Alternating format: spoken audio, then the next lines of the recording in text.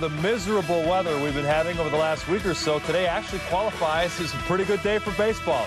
Temperatures only in the upper 40s, but as you can see, the sun is shining on Wrigley Field, and we've got the Cubs and Reds for you this afternoon right here on Comcast Sportsnet. Nice to see the sun shining again. Good afternoon, everyone. Welcome into Verizon Wireless Cubs pregame live alongside our expert analyst, the all-star closer, Dan Plesac. I'm Mark Shanowski. After 2 days off, Lou Piniella sees the sun shining, comes to the ballpark, probably in a pretty good mood, and then he finds out two of his starters won't be able to go today. Well, unfortunately, and two big bats that have really started off the season really well. Ramirez really has looked like a different player the first week of the season. He's hustling, he's running the bases. He carried over a terrific spring training into the first week of the season, and Mark DeRosa has gotten a lot of big hits for this team the first week of the season. So it's going to be up to the guys to fill in today to step up, and you'd be surprised sometimes in the game of baseball when you're missing one or two of your big guns and you have to insert some guys. They bring a little bit of energy, and I think as a team, you kind of know that you have to really pay attention, do some things, bunt guys over, make sure you do those little extra things that add up to winning a ball game. Well, because of the snow and then the scheduled day off, 2 days for Lou Piniella to sit at home and think about how to shake things up with his ball club. He planned to put out his regular lineup today against Cincinnati's ace Aaron Harang, but as Dan mentioned, Ramirez and Mark DeRosa both told the training staff they would not be able to go. Here's Piniella on Aram's sore wrist. His wrist is really swollen. He's going to go see a hand specialist today. So let's hope it's not serious. But he's got a lot of swelling. Have you traced down where he might have injured it? In spring training, early in the spring, going into second base, he sort of jammed it. So, it's been bothering him here lately, but anyway, it's swollen, and we'll know more a little later on this afternoon. And how about DeRosa? DeRosa has back locked up on him a couple days ago, and he's better today. And he can be used in an emergency. So we'll just give him one more day, and with Ramirez maybe being out for a few days, or better not take any chances. You can see the concern on the skipper's face because Aram, notoriously a slow starter in cold weather, he'd been tearing the cover off the ball, hits in all 8 games. He was third in the National League, batting .406. You never want to lose your cleanup hitter at any point, but with the team scuffling to score right now, this is really a big blow. And it's really a big loss because now it really makes Derek Lee the focal point of this offense. And I think one thing they provided each other was a nice back-to-back tandem. If you wanted to pitch around Ramirez and pick your poison and pitch to Derek Lee, that wasn't really a recipe for success. And I think both of them kind of helped each other out, getting a little bit better pitches to hit. And so what I think you're going to see this afternoon is the Cincinnati Reds try to pitch around Derek Lee a little bit more without that big. And I think one of the big keys will be to see how Cliff Floyd, there's probably going to be some, he's going to come up with some runners in scoring position. He's going to get some good pitches to hit. And if he can deliver, that will certainly help. And Mark DeRosa, the new addition at second base, has also gotten some big hits for the Cubs so far. He will be missed in that lineup as well. Well, for more on the injuries and the lineup shuffle, we head out to the ballpark and welcome in Gail Fisher. Gail, we get the weather straightened out, but now injuries, exactly what the Cubs don't need right now. Mark, is it Friday the 13th or what? Okay, I normally don't believe in that superstition, but this is some bad luck when you have two of your best hitters out of the lineup with injury. Now, I have to dispute just on a personal reference for myself. Lou Piniella saying it was noticeably swollen, talking about Ramirez's wrist. I have to admit, I interviewed Aramis and didn't see it at all. So either I'm not very astute in noticing these things, or it really wasn't as bad maybe as Lou's described, and let's hope that's the case, that it's not as serious. Aramis didn't mention anything. The lineup didn't come out until about a half hour after we left the clubhouse. So this is all very surprising and very shocking. Aramis did go to see a hand specialist, so he is not here. Hopefully he'll come back, and maybe by the end of the game we can get an update on him. DeRosa, however, is still here as Lou Piniella mentioned, he will be used in an emergency situation. But this is a lot of offense being taken out of this lineup with Ronnie Cedeno replacing DeRosa and Ryan Theriot replacing Aramis Ramirez. This isn't the slugging lineup that we're used to. Small ball may be in order. I was able to talk to Theriot a little bit earlier about playing the corner and about the pressure to perform. Ball's coming a little bit harder. You have to be able to take your time and realize that you have a little bit more time because the balls normally hit harder. Obviously, it's a different throw. But, basically catch it and throw it, and that's really what I try to do defensively, playing a lot of different positions. Just when it's hit to me, I just try to catch it and throw it, and try to keep it as simple as possible. Do you feel any extra pressure? There's a lot of offense being taken out of this lineup without Aramis, without Mark DeRosa. You guys are going to have to pick up the slack. Yeah, obviously the game will change a little bit on our side. Kind of our game plan will change a little bit. We'll have to, maybe run a little bit more and stretch out the singles and doubles possibly. But, we still got some guys in the lineup that can bop it around a little bit, and my game stays the same: get on base and let the guys behind me do all the work. So those guys will have to pick up a little bit of the slack because, Mark, as you mentioned, the numbers, Aramis hitting .406, Mark DeRosa coming up with some key hits in this opening week and a half of the season. So they will have to pick up the slack a little bit and do it against Cincinnati's best pitcher in Aaron Harang. So let's just hope this injury trend doesn't continue. Let's hope these guys get back into the lineup. This, of course, coming on the heels of hearing about Mark Pryor having some shoulder trouble, and he's going to see Dr. Louis Yoakum later this afternoon. So hopefully we can get some positive updates on all of these guys a little bit later today. That's going to do it from Wrigley Field. I'm Gail Fisher. Mark, Dan, let's send it back to you. All right, Gail, thanks a lot. We'll catch you later with Len and Bob. And if you see any black cats out there, just run the other way as fast as you can, okay? I will. Gail Fisher live from Wrigley Field. Well, you got a chance to watch the team a lot during spring training down in Arizona. I know that Lou Piniella really likes Ryan Theriot. He's a guy that can run the bases. He can play numerous positions. He's going to be able to fill in at least for the short term. I think temporarily, yes. There's no question about it. I think Cub fans, anytime you're losing two players like Ramirez and DeRosa, there's some concern. But listen, this is a good baseball team. They played very well in spring training. I don't even think they begin to gel the way this team is going to hit, the way they're going to play. And the one positive about this day, they have their ace going in Carlos Zambrano. They may be a little bit lacking as far as punch from the offensive side, but they have their number one pitcher going, their stopper going. So I think that should kind of offset it somewhat this afternoon. Tell me what you saw from Ronnie Cedeno during spring training. He was kind of a long shot to make this team, but Lou kept him around as a backup infielder. Now he's going to get a shot at playing some second base. One of the things that Ronnie Cedeno had to accept from the middle of spring training, Cesar Torres was going to get a brunt of the playing time. There's no question about that. But I think what Lou and what the coaching staff wanted to see, was he going to be able to get bunts down? Was he going to be able to hit behind runners? Was he going to be able to do things that 7 and 8 hole hitter in the lineup in the National League are expected to do? There's enough thump in this lineup, 3, 4, 5, 6, 7 in this lineup.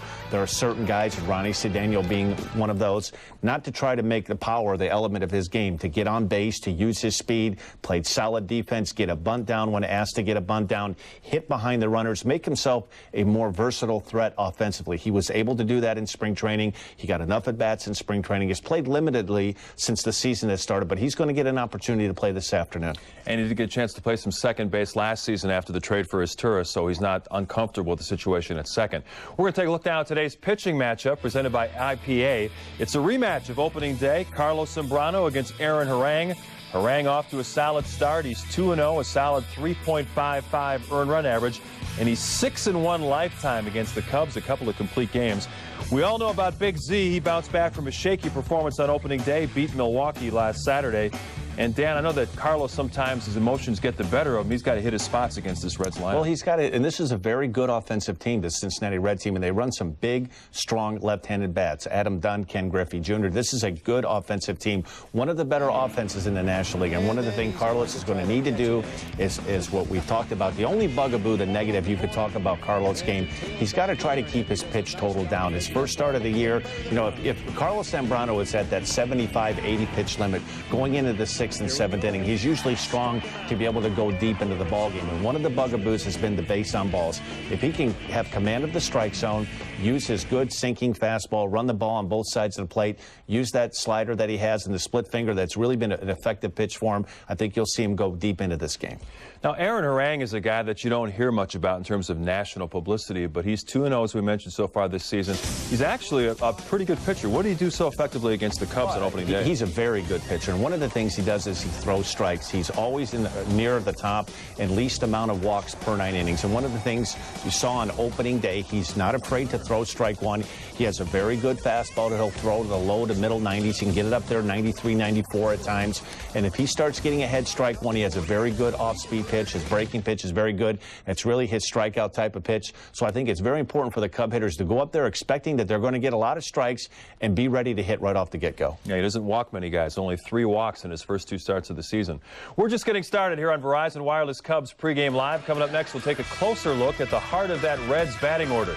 You all know about Adam Dunn. He belted 2 homers off Big Z on opening day. And since 2001, he's hit 17 homers at Wrigley Field. That's more than any other Cubs opponent during that time. They're getting the field ready to go. We've got the game for you today here on Comcast Sportsnet.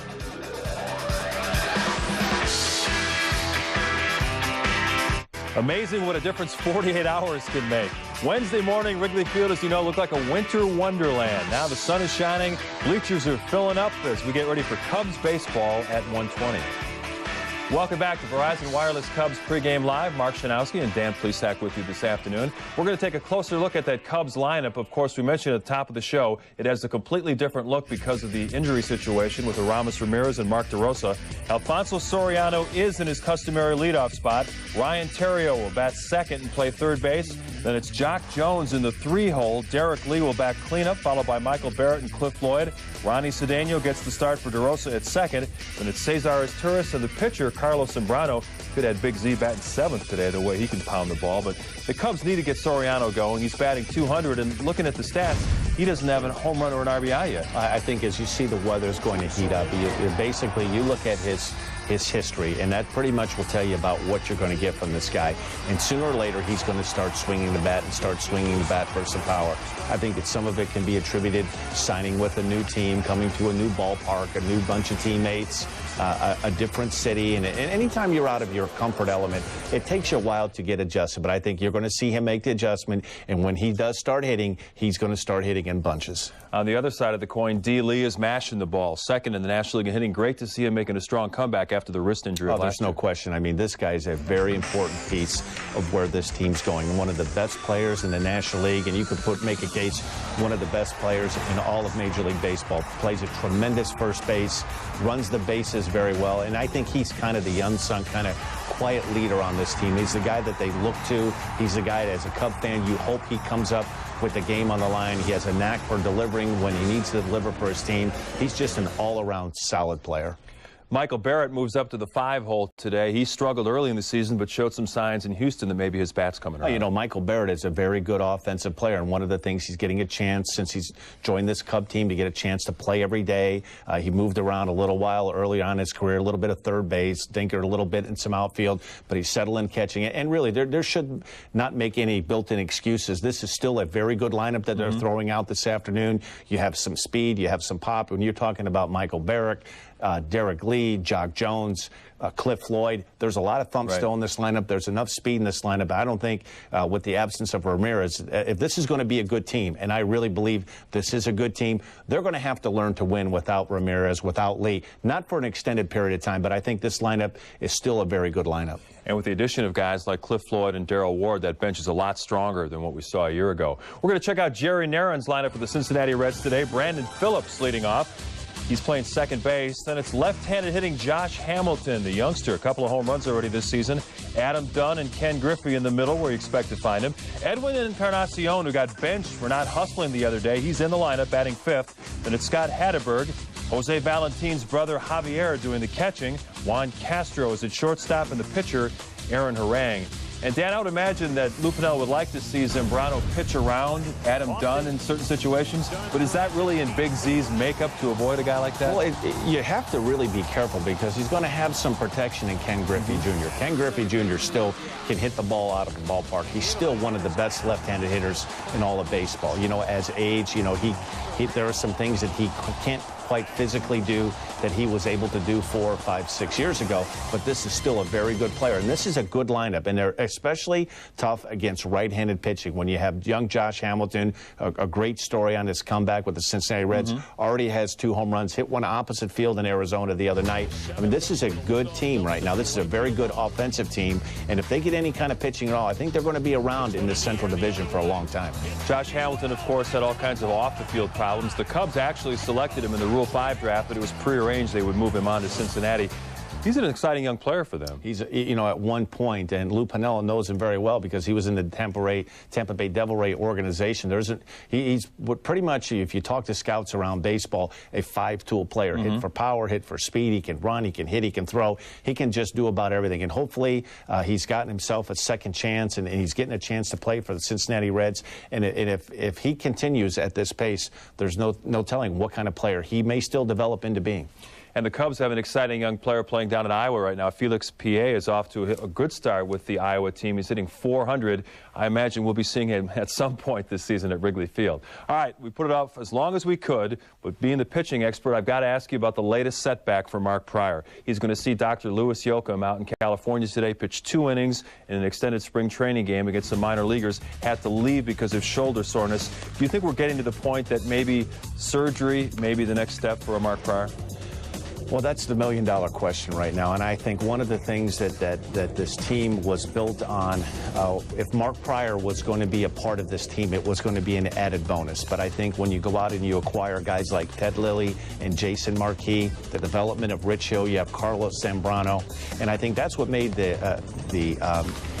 starting the season with Wade Miller as your 5th spot. I know Mark was disappointed towards the last week to 10 days of spring training. He was saying that he was healthy. He was disappointed not being a part of the team. But I was out there for 3 weeks, and when you watched him pitch, it's not the same Mark Pryor. He just didn't look healthy. He didn't look like he was really turning the ball loose. The last couple of starts were better, but he certainly didn't look like a guy that looked like he was ready to be a 5th starter. And we've touched on it a couple of times. You really tie a manager and a pitching coach's hands if you're not healthy. I call it sometimes a 3-day trickle-down effect if you have a starting pitcher. And the Cubs were guilty of this last year. You know, not sure if you could get 5 innings, 75 to 80 pitches. Well, then as a manager and a pitching coach, your hands are tied.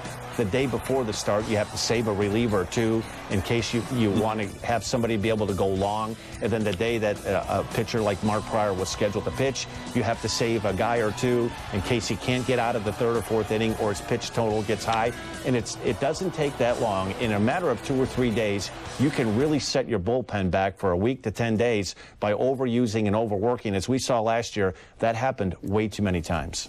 And as you mentioned, sometimes with the looseness in his shoulder, the instability, it's difficult to fix that. Even with a surgical procedure, it makes it harder. It's difficult. And I, you know, talking with people around baseball, I will say this Cub staff, particularly Mark O'Neill, they're about as good as it gets. And I'm sure that they've had him on a program to try to get some scapular stabilization. I'm sure he's been on a series of exercise, a program.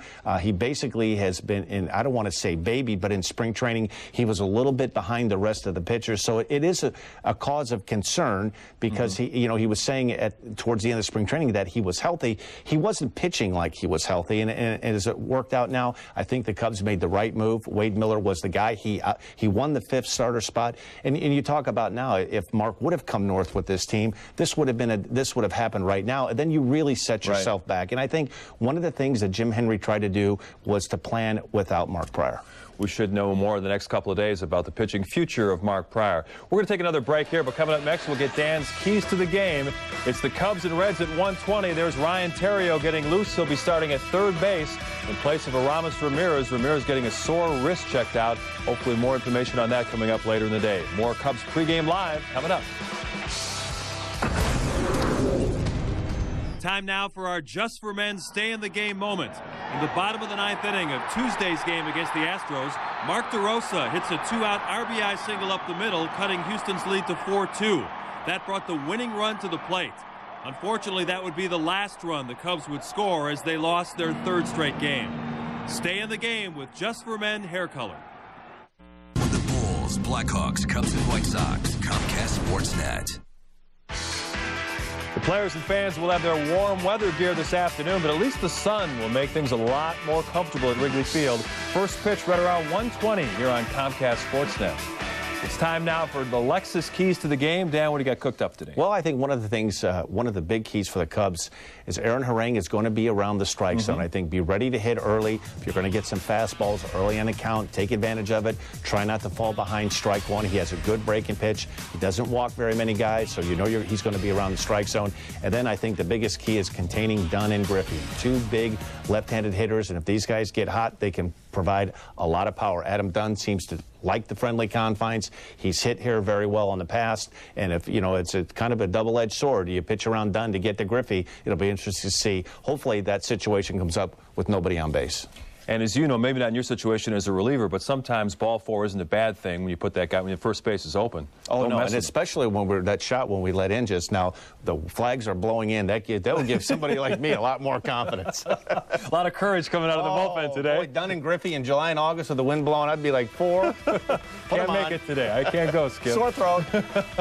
Coming up next, we're going to bring in the broadcast team of Len Kasper and Bob Brenly. There you see Big Z get loose. Hopefully he's got a good one in him as he takes on the Reds ace, Aaron Harang, here on Comcast Sportsnet.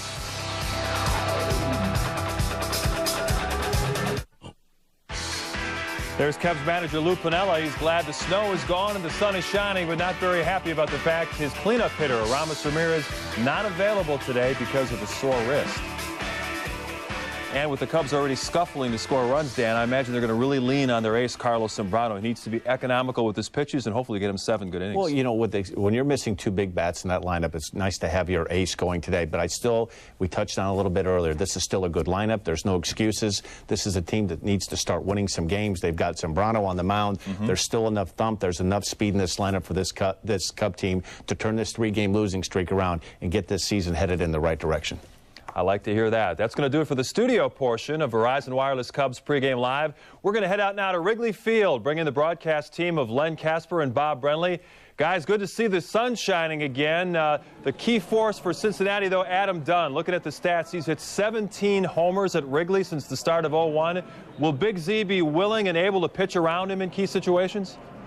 Well, Mark, you would think so, considering that Carlos gave up 2 home runs to Dunn in Cincinnati. And Bob, Adam Dunn's the kind of guy who can make this park seem even smaller if that's possible. He can make a lot of parks seem small. Incredible power to all parts of the field. And you talk about pitching around Adam Dunn. That's a possibility with Ken Griffey Jr.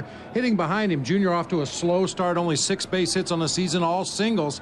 He does have holes in his swing, but you better make sure you hit those holes. All right, Mark and Dan, we'll talk to you after the game. The injury's the big story, and we're going to hear from Lou Piniella in a second. But I like what Dan Plesac said. You've got your best pitcher on the mound today. This lineup should be good enough to get a win. Well, and you talk about playing small ball. This is a lineup that is conducive to playing small ball with Cedeno, Torres, and Terrio on the infield, Jock Jones in the outfield, or Alfonso Soriano in center. Maybe we'll see Lou push some buttons today, play a little more hit and run, get those runners in motion. All right, the Cubs have not had a lead at home. They did not have an advantage in the 2-game sweep against the Houston Astros. DeRosa out, his back locked up. Ramirez has a swollen right wrist. Let's hear from Lou Piniella first on why Ramirez is not in the lineup today. Oh, he's not benched. His wrist is really swollen. He's going to go see a hand specialist today. So let's hope it's not serious. But he's got a lot of swelling. Have you traced where he might have injured it? In spring training, early in the spring, going into second base, he sort of jammed it. So, you know, it's been bothering him here lately, but anyway, it's swollen, and we'll know more a little later on this afternoon. And how about DeRosa? DeRosa has back locked up on him a couple days ago, and he's better today, and he can be used in an emergency. So we'll just give him one more day, and with Ramirez, maybe being out for a few days, or better not take any chances.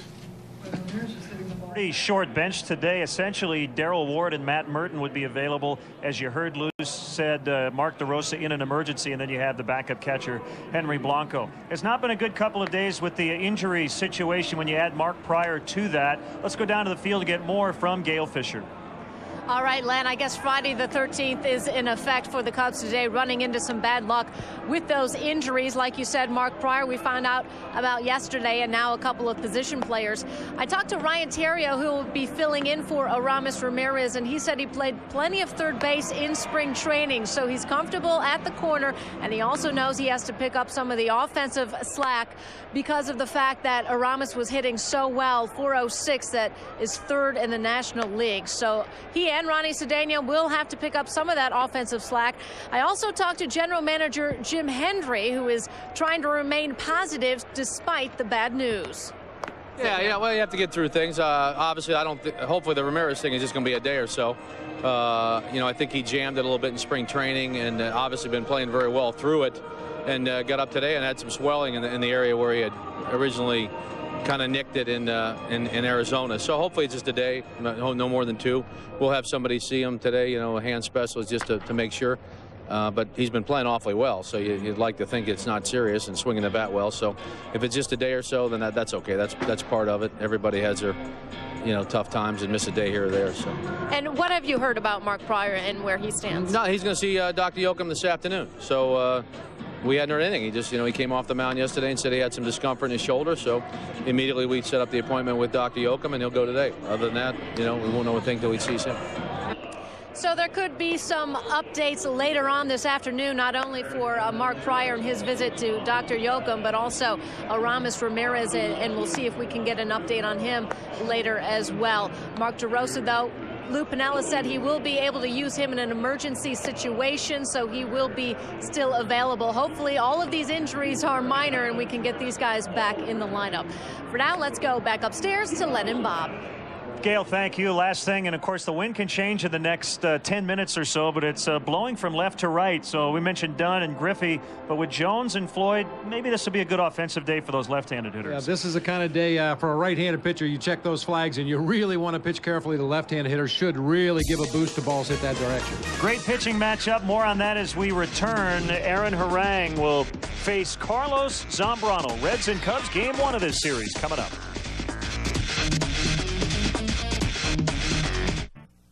Weeknights at 5:30 on Comcast Sportsnet. Sunny skies above and no snow on the ground. It's great to see. The high should get up around 50 degrees today and feels pretty good in the sun as the Cubs seek their first home victory of the 2007 season. Cubs come in at 3-5. They're a game and a half out. Cincinnati in a 3-way tie for first at 5-4, and a pretty good pitching matchup. We saw this one on opening day as Aaron Harang bested Carlos Zambrano. Yeah, rematch of that opening day hookup between Harang and Zambrano. You see the respective numbers in that start. Carlos with 5 walks to go along with the 6 base hits. A lot of Reds base runners, and really one of those walks really hurt him. He walked Ryan Field to lead off the ball game ahead of Adam Dunn. Dunn reaches out, hooks an outside fastball back to right field for a 2-run home run, and the Cubs were immediately in a hole. And then in his next at bat, Adam Dunn did it yet again for his 200th career home run, and they were pretty good pitches to hit both times. Yeah, both times the ball was out over the plate, allowing Dunn to extend those big, strong arms. The idea is to try to jam him in at the hands up above the belt, but don't miss your spot. This is a big, strong man, and he can turn mistakes around in a hurry. And the Cubs are going to see a lot of strikes today. Aaron Harang has terrific command as he comes in at 2-0. So we have set the table for you. It's the Cubs hosting the Cincinnati Reds. From beautiful Wrigley Field, we'll have all the action from the friendly confines coming up next.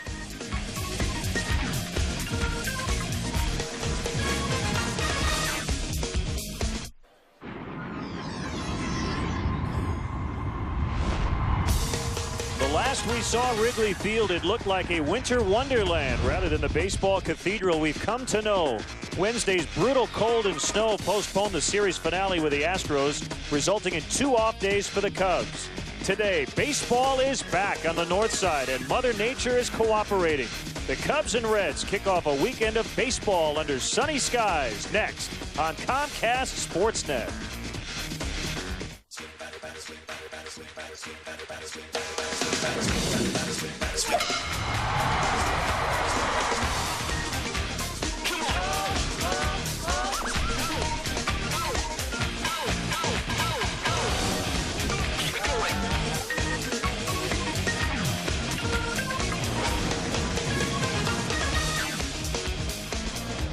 It's great to see the sun out here on the north side. It's been a very slow start to the home portion of the schedule for the Cubs.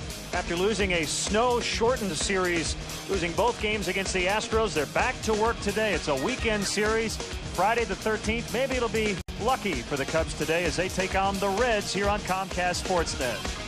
Welcome inside the friendly confines. Bob Brenly and Len Casper with you. The injuries, the big story today. Aramis Ramirez out for maybe a couple of days, maybe more than that, hopefully not. He has a swollen right wrist. Mark DeRosa's back locked up the other day, so a different lineup. We'll talk about that a little later. And when you look at what's gone on here lately, the Cubs have dropped 3 in a row, Bob, and they're giving up runs early and not scoring enough early. Yeah, and I think that's been a huge key, especially with the conditions at Wrigley being so bitterly cold. And as Lou Piniella has mentioned, this is a team that's built to thump. And when you fall behind early in ball games and can't thump because of the weather or whatever, it's going to make it tough to win ball games. You see, they've allowed 9 runs before the 4th inning. The Cubs have not scored before the 4th inning. And the Cubs need to get better at home. The last 2 years, they have been under 500 here. This is a unique setting for baseball, and you really would like to take advantage of that. You'd love to take advantage of the enthusiastic crowd that's here on a daily basis, and the fact that the visiting teams that come into Chicago on occasion will enjoy themselves a little bit too much the night before the ball game. First pitch coming up, but let's go down to the field now. Our national anthem today, St. Ignatius College Prep with the duties. And now, ladies and gentlemen, to honor America, we ask that you all please rise and kindly remove your caps and join along St. Ignatius College Prep Band in leading us in our national anthem.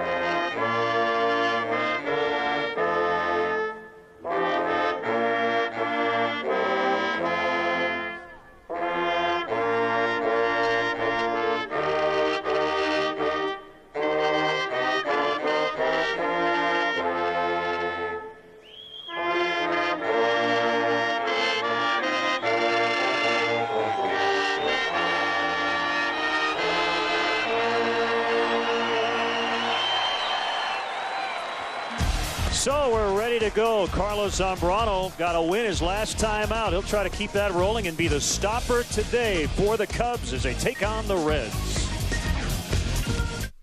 Cubs baseball on Comcast Sportsnet is brought to you in part by Chevy. Log on now to ChevyDriveChicago.com. Check us out today at ChevyDriveChicago.com. Walgreens, the pharmacy of the Chicago Cubs, your local area Lexus dealer, who invites you to test drive a Lexus today. Rico, how well do you print, copy, scan, fax? How well do you share? Blue Cross and Blue Shield of Illinois, shining through. Cadillac, Life, Liberty, and the Pursuit. And by Southwest Airlines. With more flights to more places than ever before, Southwest is taking low fares farther. Visit Southwest.com. Well, the wind at the moment is blowing out toward right. But as we've already seen on this homestand, it can change on a dime. So Carlos Zambrano facing Aaron Harang for the first time in a non-opening day start. These two guys matched up each of the last 2 seasons in Cincinnati. on opening day. And the last time out, Bob, he was a lot better in Milwaukee. Yeah, really good in Milwaukee when he hooked up against Ben Sheets. What, 7 strong innings in that ball game. Only walked 2 batters, gave up 5 hits. As usual, a lot of emotion out there on the mound, but Carlos seemed to be much more relaxed, much more focused on what he had to do, and a stellar performance to get his first victory of the season. And a good sign. He did not win in the month of April in 2006. He comes in at 1-1 today. Now let's check in on the Cincinnati Reds Southwest starting lineup. They had an off day yesterday after coming in from Arizona the night before. Phillips, Josh Hamilton's homered in his last 2 games. Dunn in left, Griffey in right. Edwin Encarnacion at third, Scott Hatteberg at first. Javier Valentin is a catcher. Juan Castro starting for Alex Gonzalez, who's on the bereavement list, and Aaron Harang is the pitcher.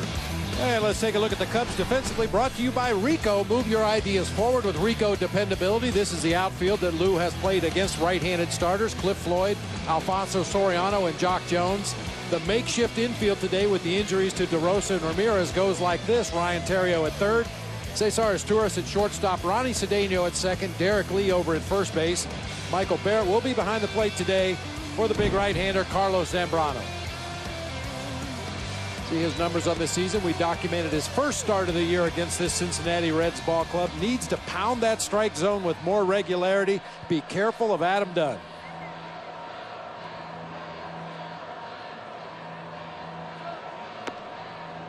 Let's check out the umpires for today. Darryl Cousins in his 29th year. He's worked 3 World Series. Kerwin Danley's at first, Doug Eddings at second, and the crew chief Dana DeMuth is at third. Darryl Cousins, a home plate umpire, informing both benches that it's okay for the pitchers to blow into their throwing hand today.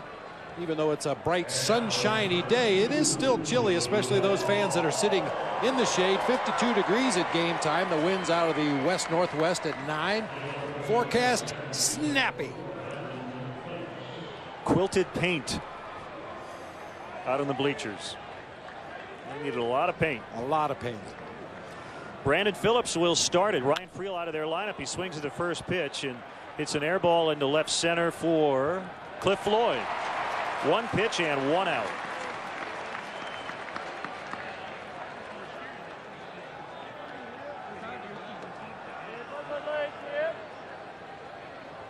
And here comes Josh Hamilton, who's playing in center, making his 3rd consecutive start. He has hit a homer in each of his first 2 starts of the year, Tuesday and Wednesday in Arizona.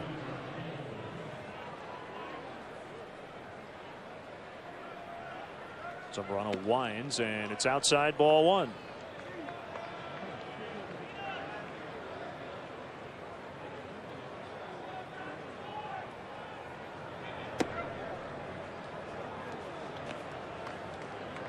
Two and 0 on Hamilton, and he starts a parade of lefties: Hamilton, Dunn, and Griffey. And the right-handed hitting Edwin Encarnacion back to a lefty and a switch hitter in Javier Valentin.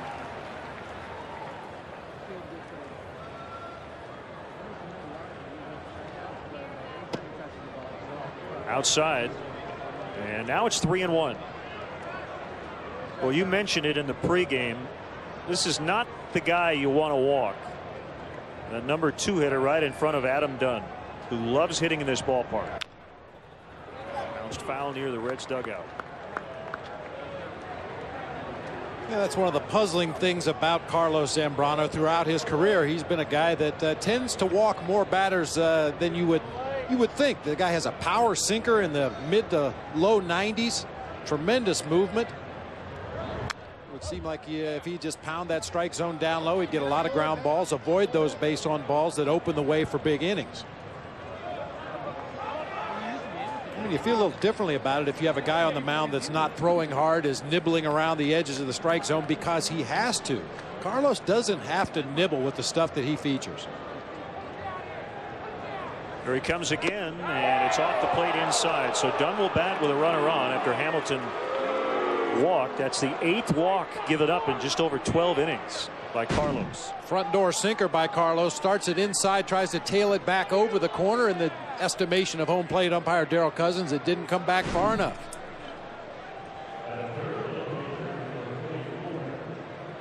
So here's Dunn. 6 of his 10 career hits against Carlos have left the building. He has 4 home runs on the year, 2 on opening day.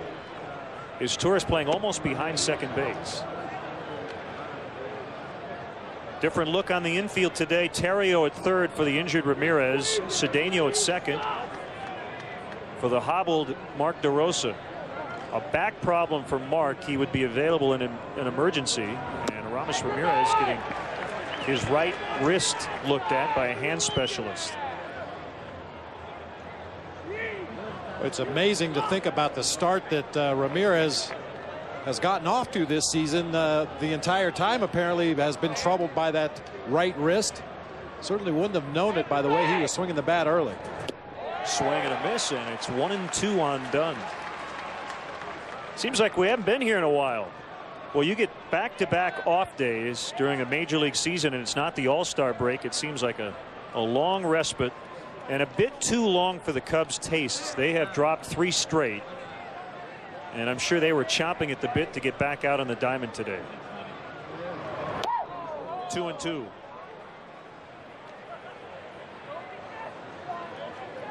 Baseball players are funny that way. You know, 1 off day is fine, but 2 off days, it's too much. It almost throws you out of the rhythm that you've been working so hard to get into in the early going of the season.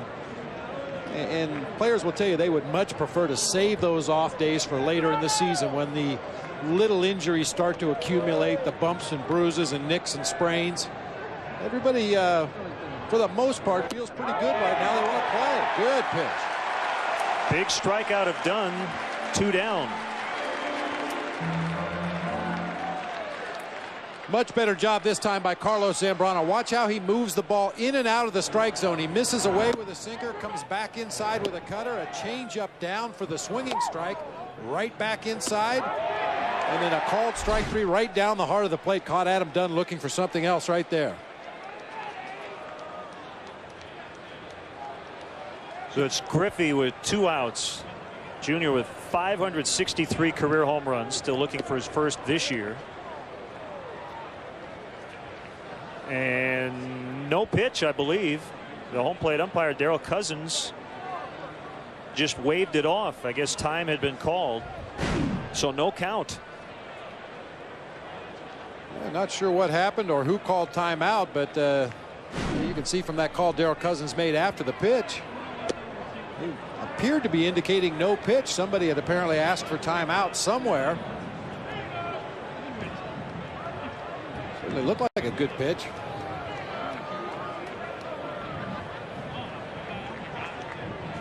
So it's 1 ball, no strikes on Griffey. And a quick check on Hamilton. He's back in head first. Good sinker to first base to Derek Lee. You see how Derek caught that ball over there at first, almost turned his glove around, trying to corral that pickoff throw. Here he comes on the slide step.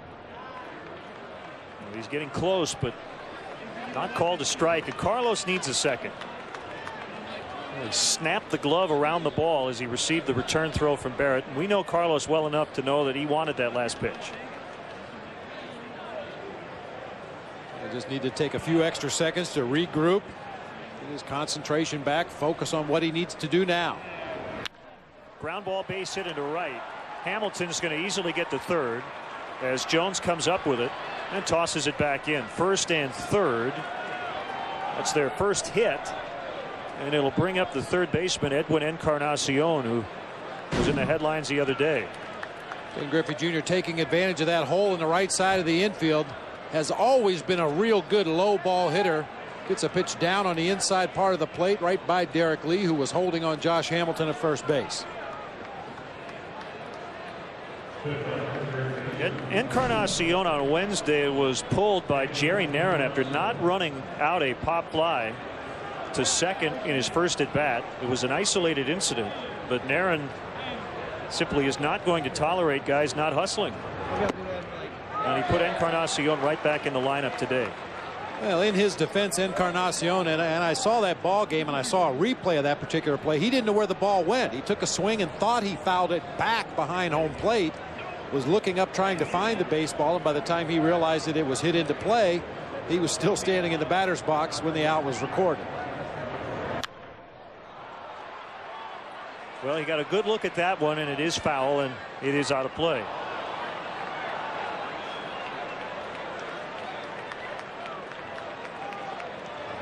Carlos will try to put him away here with 2 men on and 2 down. The Astros scored 3 times in the first inning Tuesday. You go back to Monday, they got a run as well.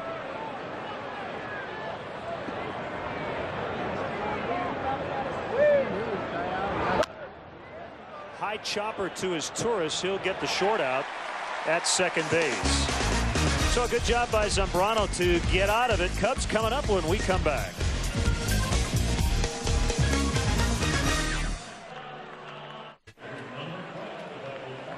Sun is out today, and the Cubs bats hope to get hot. Let's check out the Cubs Southwest starting lineup. Soriano, Terrio at third.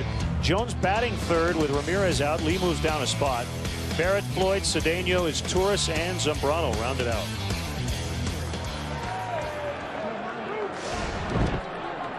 And it'll be big right-hander Aaron Harang for the Reds. He is off to a 2-0 start, although he was a lot better on opening day than he was his last time out. Set the Reds defense here momentarily. And the first pitch to Soriano came out of hacking and fouled it back. Now, Soriano has always been a very aggressive hitter, not your typical leadoff hitter that's going to go up there and fake bunts and try to work a deep count. He's going to hack at the first thing he sees in that strike zone, and had a real good pass at that first pitch. Here comes the 0-1. Missed it that time.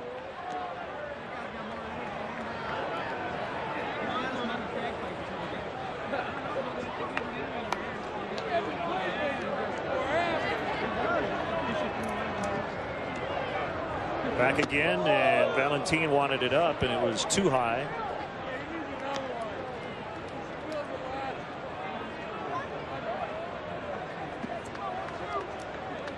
Cubs averaging just under 4 runs per game. They've hit just 4 home runs in the first 8 contests.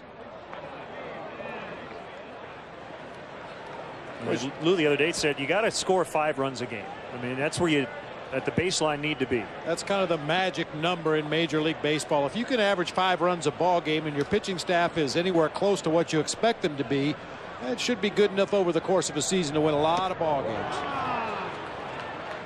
And Soriano strikes out. Well, he didn't need the defense on that particular at bat, but let's look at the Reds behind Aaron Harang. Adam Dunn in left, Josh Hamilton in center, Ken Griffey Jr. in right field, Edwin Encarnacion at third base, Juan Castro filling in for Alex Gonzalez. We'll talk about him in a moment. Brandon Phillips at second base, Scott Hatteberg over at first. Javier Valentin getting the start behind the plate today. He'll be catching the right-hander Aaron Harang. Now he faces Ryan Terrio. Top 2 spots in the order have been problematic. It's still very, very early. But Alfonso Soriano came in with a .243 on base percentage, a number 2 hitter, under 300. And the number 3 and 4 hitters up until today, Lee and Ramirez, on base over 400, slugging over 500. So the top 2 guys, that's a big, big key part of the order.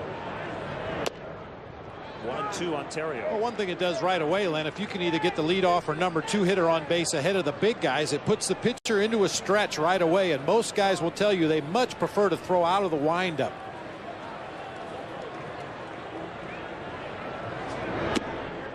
Especially in that first inning, because the starting pitchers down in the bullpen, probably 80% of the warm-up pitches they throw are out of the windup. They'll throw a few obligatory pitches out of the stretch, but they don't even want to think about that. You put that pitcher in the stretch right away in the first inning, it's going to be an uncomfortable situation physically, just because he hasn't thrown that many pitches out of the stretch. 5 minutes, then 15 minutes from there. Harang doesn't really fit the prototype of a number 1 starter at the top of a rotation, even though his numbers would indicate he's a number 1 starter. Fastball tops out in the high 80s, relies on moving the ball around the strike zone. Changing speeds, mixing in a breaking ball, a slider there to Ryan Terrio for the strikeout. Very late breaking slider. Starts in the middle of the strike zone, breaks down and away from Theriot. His stuff is not, as I said, what you would classify as a #1 guy. He doesn't overpower you with a fastball. He doesn't really have a snapdragon breaking ball, but he has tremendous command of all of his pitches. Well, he led the league in strikeouts with 216 last year. He's been very durable. And he and Bronson Arroyo, a great 1-2 combination. The Reds as a staff, they have a .309 earned run average. That's good only for 6th. 3 teams currently in the National League under 3. So run scoring has been down just a little bit. Not a big surprise with all the cold weather just about everywhere. Yeah, I think that's certainly understandable in the 07 season that the offensive numbers are down. Off the plate that time, 3-0 on Jones. He's trying to get on and give D. Lee a chance in the opening inning. Derek 9 for 25 against Harang. Meanwhile, Jones is 3 for 9. And he takes a strike, 3-1.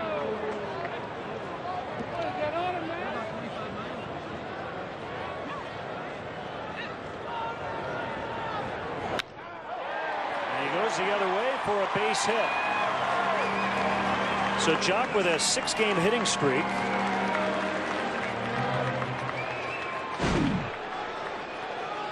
Well, you have to go back a long way to find a left-handed hitter that hits the ball with authority to left field like Jock Jones does. We talked about it repeatedly last season. Not only hitting line drives that direction, tremendous power to left field. Think back to my playing days, the Reds had a player by the name of Cal Daniels who had tremendous opposite field power for a left-handed hitter. Good cut by Lee, who has hit 23 career home runs against the Reds, the most against any opponent.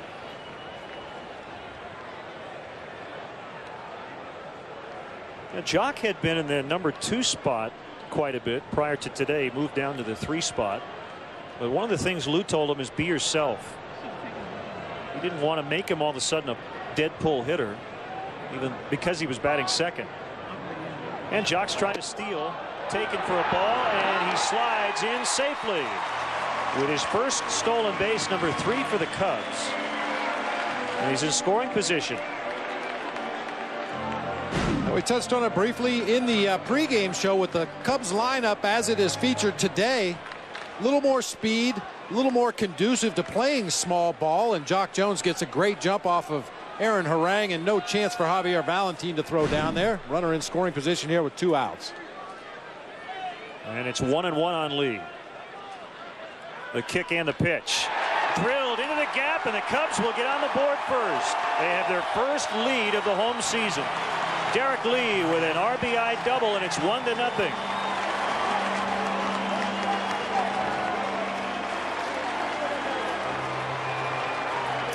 Fifth RBI for Lee, and his 4th double of the year. Huge base hit by Derek Lee for a number of reasons. Psychologically, even though they don't want to dwell on it, the Cubs know they've had trouble scoring runs early in the ball game. #2, facing the other team's ace, and we've talked about this many times in the past. If you allow them to settle in out there on the mound, a guy like Aaron Harang can be very tough to get to as the game progresses. So take advantage in the early going, cash in every opportunity you get.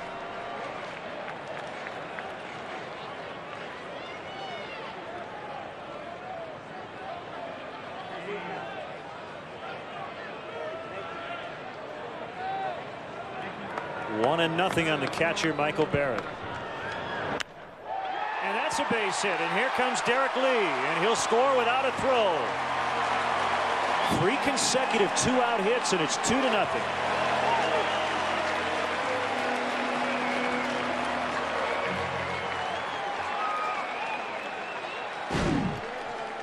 Nice piece of hitting by Michael Barrett. Stays on that slider. Was headed for the outside corner. Jerks it out there into left center field. Derek Lee chugging around. He's going to score easily. Actually, that was Jock Jones on the Derek Lee hit. Got so many runs scoring, we can't figure out who they are. Guys all over that plate early. Good to see the offense string something together. This lineup has been constructed to bang. It will hit. It has been very inconsistent early on, but it's way too early to panic.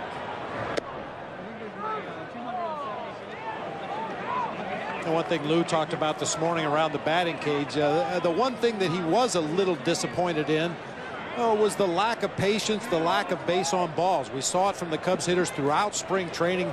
Very patient at bats, working deep counts, getting themselves into good hitters counts, and a little over aggressiveness in the early going. Well, people can talk about the little things, and you want to play fundamentally sound baseball offensively. But the big things are the most important things, and patience and power are those big things. And you're right, the Cubs on base percentage coming in at .313. That's not where Lou wants it. 9th in the league in on base, 10th in slugging. The Cubs will not finish 10th in slugging in the National League. They should be a lot higher than that.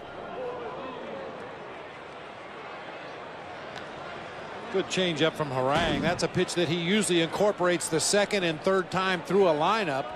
Mixing it in here in the first inning because the Cubs are starting to bang around his fastball and slider, so he goes to his third pitch.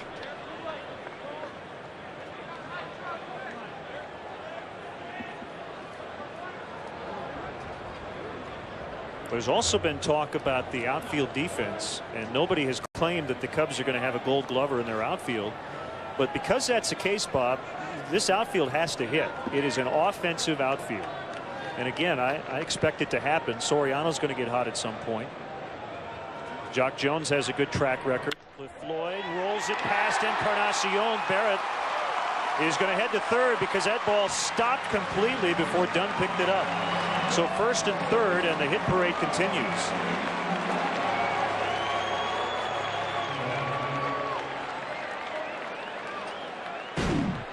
Well, you have to like the approach against Aaron Harang. This is a pitch on the outside corner, a little bit up. He just stays with it, drives it right past Encarnacion, who was shaded a little bit toward that shortstop hole. Gets it by him into left field, and then the ball just hit the brakes. Michael Barrett had slowed around second base, but when he saw that ball dying in the outfield grass, he moved to third easily. Michael Barrett is not a real adventurous base runner. At that point, it looked like he was going to be content to stop at second. When he saw that ball pull up well short of Adam Dunn in left field, he advanced on to third. That's a big base. Normally with 2 outs, that's not such a big deal. You're already in scoring position at second base. But with Javier Valentin behind the plate today, probably the weakest defensive catcher of the 3 the Reds have on their roster. So getting to third base is bigger today than it would be normally. Busted bat, ground ball to short. Castro to Phillips to get the final out. But the Cubs get 2, so for the first time at home, they have an advantage. On to the second.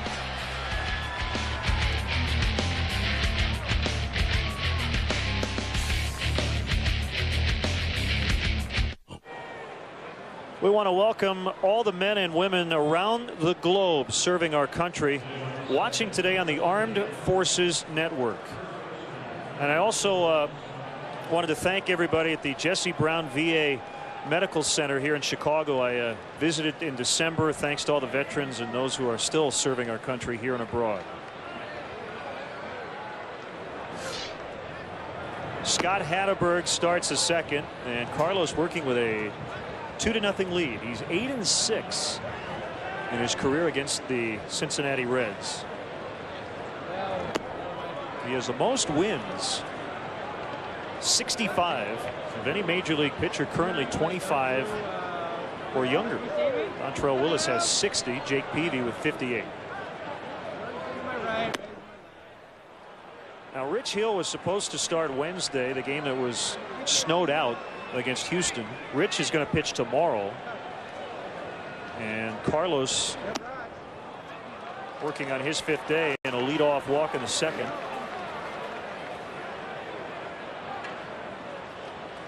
You know, Rich is that guy, Bob. Every staff has one guy who is the victim of rainouts and postponements. Rich had a performance in spring training where he came in relief and worked 1 inning, and then the rain came down. He just hasn't been able to get on any sort of regular routine, but it didn't bother him in his first start. A possible career for him after he's done playing baseball. He could be the rainmaker, go to drought areas, and let the precipitation fall. We'll have tomorrow's game right here on Comcast Sportsnet. Carlos going to have to get back in that strike zone, and in a hurry. Team has spotted him to a 2-run lead.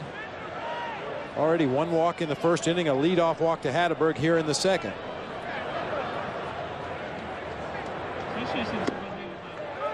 There's a strike on Valentin, who's a switch hitter. He's the brother of switch hitting infielder Jose Valentin. And this guy can hit. I mentioned the Reds carry 3 catchers. David Ross was the starting catcher. He's had some real struggles offensively. Terrio, the nice play. He's going to throw to first to get the out there. Got his pants a little dirty, got up, spun, and fired a strike over to 6'5" Derek Lee. What a shock. Ryan Terrio got his pants dirty. I'm surprised it took this long. Valentin going the other way, a 2-hopper. Terrio actually fields that ball well behind himself. Does the slide on the leg to gather his momentum, get his body turned toward first base, and throws on for the easy out. A high throw, so it really wasn't a strike, but Derek Lee can handle that throw.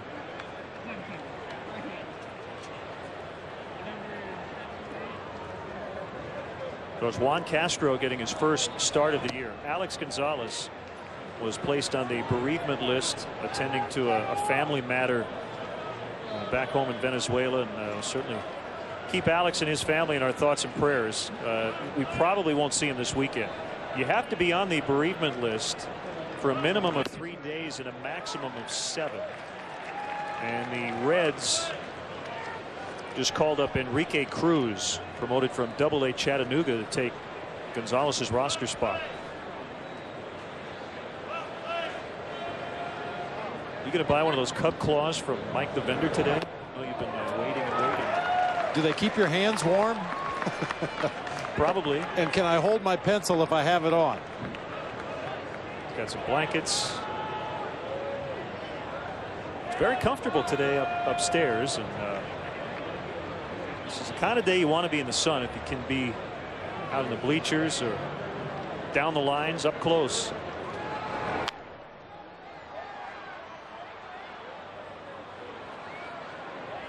Hey kids, want to be a Walgreens Celebrity Bat Kid? Then send your name, age, address, phone number, gender, and a parent or guardian signature to WGN Radio. You'll be able to meet the players, get autographs, and have your picture taken with your favorite Cubs. Good luck.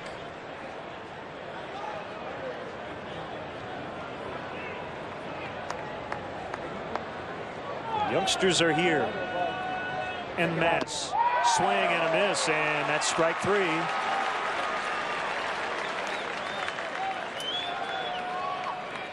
Two away, and it's a light hitting Aaron Harang coming up. Good up the ladder fastball from Carlos Zambrano. You could see Michael Barrett raising up out of his crouch back there. He wanted that pitch up around the letters, and that's exactly where Carlos threw it. For these Reds hitters, I'm sure in their advanced meeting and watching videotape, had to be telling themselves against Zambrano, make him get the ball up, make him throw strikes. And that time Carlos elevated a fastball, got the swinging strike 3.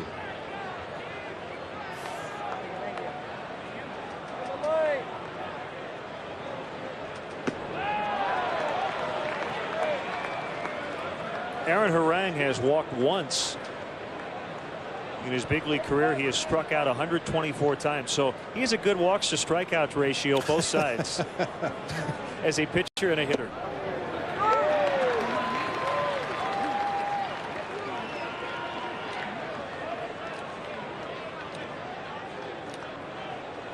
One and 2 on the Reds starter.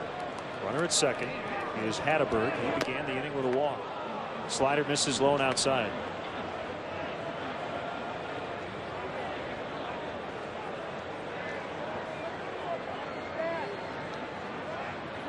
Well, anybody with a bat in their hands can be dangerous. You still have to execute your pitches, hit your spots. Right in on the knuckles of Aaron Harang that time.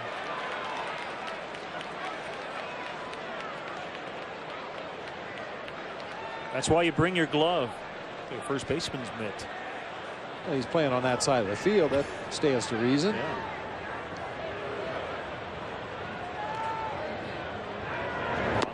It's high, 3-2.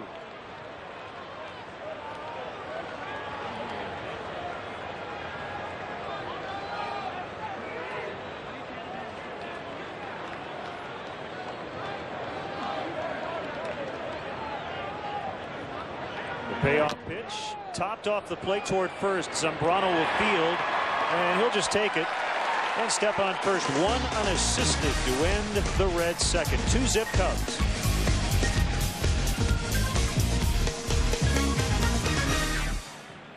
Baseball is brought to you in part by Aflac. Ask about it at work. And by Nissan, who invites you to shift the way you move through the world. Ken Griffey Jr., as we talked about recently, called the Commissioner Bud Selig and said, "I'd like to wear number 42 on Sunday to honor the late Jackie Robinson." He said that's fine, and the commissioner opened it up to the rest of baseball. Our Comcast Sportsnet poll question today: do you think the tribute to Jackie Robinson has been watered down? Text Y for yes, N for no, 55222. That's where you text us. And U for undecided. So Y for yes, N for no, U for undecided. At this point, over 150 players and several complete teams will wear number 42. For the Cubs, they'll have 4 players and 2 coaches that will wear number 42. Derek Lee, Jock Jones, Darrell Ward, and Cliff Floyd, along with Gerald Perry and Lester Strode. The Dodgers, Pirates, Cardinals, Phillies, and Astros, their entire roster will wear number 42. So the question is, does the tribute get watered down by having too many people wear number 42? Well, I personally think it would be a great gesture if every player, every coach, every manager wore number 42 on that day. As you mentioned, several teams are doing that, as his Torres pops it up to Juan Castro at shortstop. Yeah, I agree. I think I think the most fitting tribute would be everybody to wear it, but it's also a personal decision, and I know Garrett Anderson said he doesn't feel worthy enough to wear number 42, and you certainly can respect that. Broke the color barrier in baseball 60 years ago this Sunday, April 15th. Zambrano laces it fair down in the left field corner. And Carlos is now 2 out of 6 to start the year at the plate.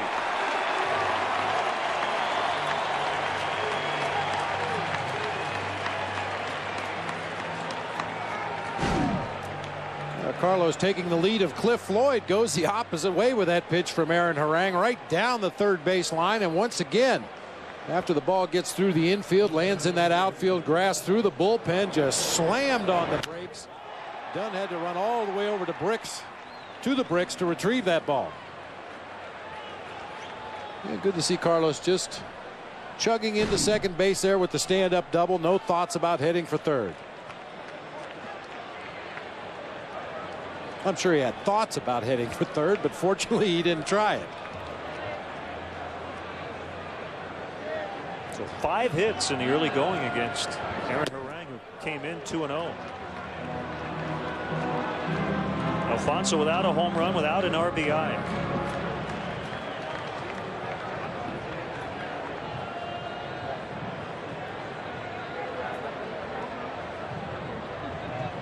The kick and the pitch.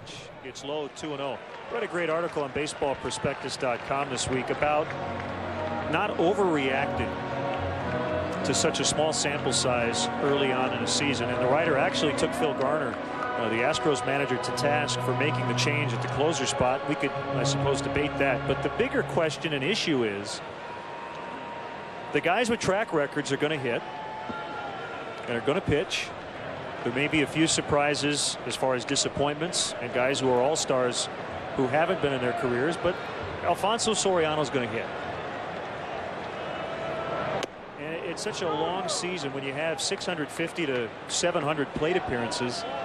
I understand that fans are going to get a little anxious when your team loses 3 straight and comes into today at 3-5, but there's a long way to go. Well, I agree with the gist of that column, but the part about the closer and then taking Phil Garner to task about hooking his closer so early in the season.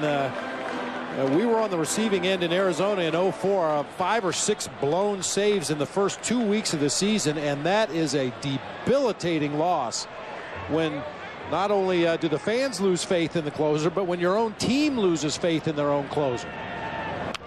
Certainly Brad Lidge is one of the elite closers in the game and probably will be again at some point this season, but I find it hard to criticize a manager for pulling the plug on a closer early in the season, using him in less stressful situations to get him back in the strike zone, start getting guys out more consistently, and then make the change back to closer. But I'll tell you, those games you lose in the 9th inning early in the season really take their toll early in the season. We almost saw Lidge on Tuesday. Ground ball to third. That's going to keep Zambrano at second. So Soriano 0 for 2. And now 0 for 5 on the season with runners in scoring position. Batting leadoff, he's not going to get as many opportunities as a guy that hits, say, 3, 4, 5 in the middle of the lineup to bat with runners in scoring position. But with Carlos pitching on a given day, Jason Marquis pitching on a given day, and depending on how those guys at the bottom of the order are at getting on base, he will have opportunities, and unfortunately didn't come through that time.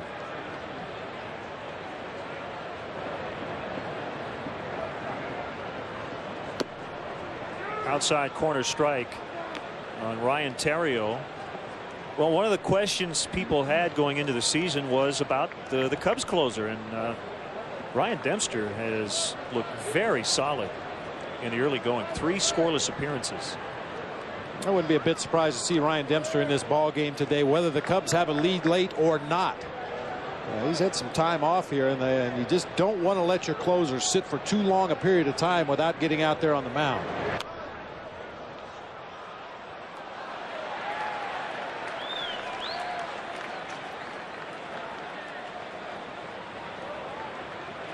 Well, it's Friday the 13th. The Cubs looking to even their all-time record on Friday the 13th. Ed Hardick telling us the Cubs are 43 and 44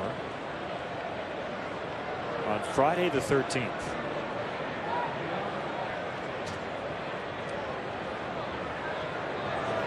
To Theriot into right, and Griffey's going to play it on the bounce. Zambrano's going to come around and score standing. Wasn't sure if that ball was going to hang up for Griffey to get over there. It dropped in front of him, and Theriot knocks in a 2-out run. So all 3 Cubs tallies have been with 2 outs. Boy, what a difference it makes to your lineup when you have a pitcher running the bases who's an athlete. With 2 outs, as soon as that ball was put into play, Zambrano was off and running from second base. He sees that ball off the bat of Ryan Theriot. He's motoring as hard as he can run to third base, depending on Mike Quaddy, the coach, to let him know what to do, and scores without a throw. Nice job. Cubs are 3 for 5 with men in scoring position and have a 3-0 lead. I'll look for Theriot to be on the move over there early in this sequence to Jock Jones.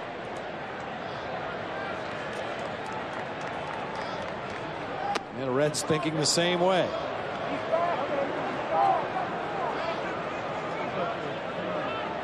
Touch briefly on the Reds catching situation. David Ross was considered the regular catcher. He struggled offensively. Javier Valentin considered to be the best offensive player of the 3, and Chad Moeller has been in 3 ball games already this year. Theriot is safe. Got a good jump and beat the throw.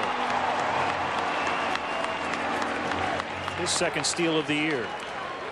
Cubs have doubled their stolen base total. They came in 2 for 4, and they're 2 for 2. The small ball lineup showing their skills here early in this ball game. Theriot with a real good jump, a short hop throw into second base, and now he's in scoring position. In the dirt. 3 balls, no strikes on Jock. So Friday the 13th, I think about how superstitious baseball players are in general. Is this kind of one of those days where you tiptoe around the clubhouse? In fact, the Cubs with a couple of injuries already. Aramis with the wrist and DeRosa with the back, even though those injuries didn't occur today, but kept them out of the lineup. Cubs number 13, if you're curious, is Will Ullman.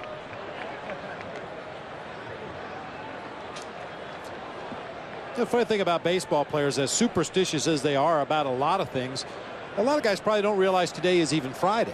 You know, you get into the rhythm of the season, and you know, every day is just like the day before and just like the next day.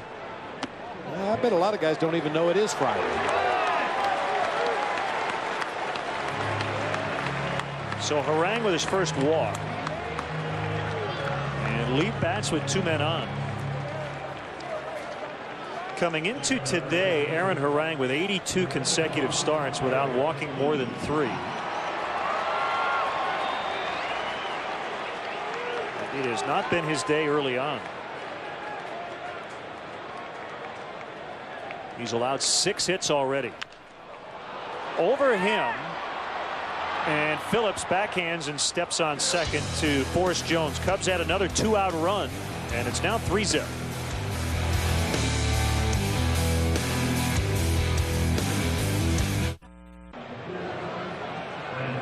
Great day, you know, the natural light, which is nice. Say pizza. Cubs lead by 3. Top of the order for the Reds: Phillips, Hamilton, and Dunn.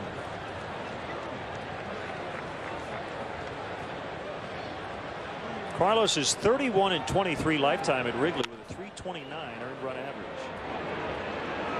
Cedeno throws out Phillips. Tonight, the postseason push continues for Ben Gordon and the Bulls as they host the Charlotte Bobcats in high definition.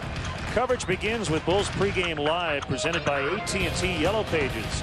Bulls Bobcats tonight at 7, right here on Comcast Sportsnet, fans' best friend.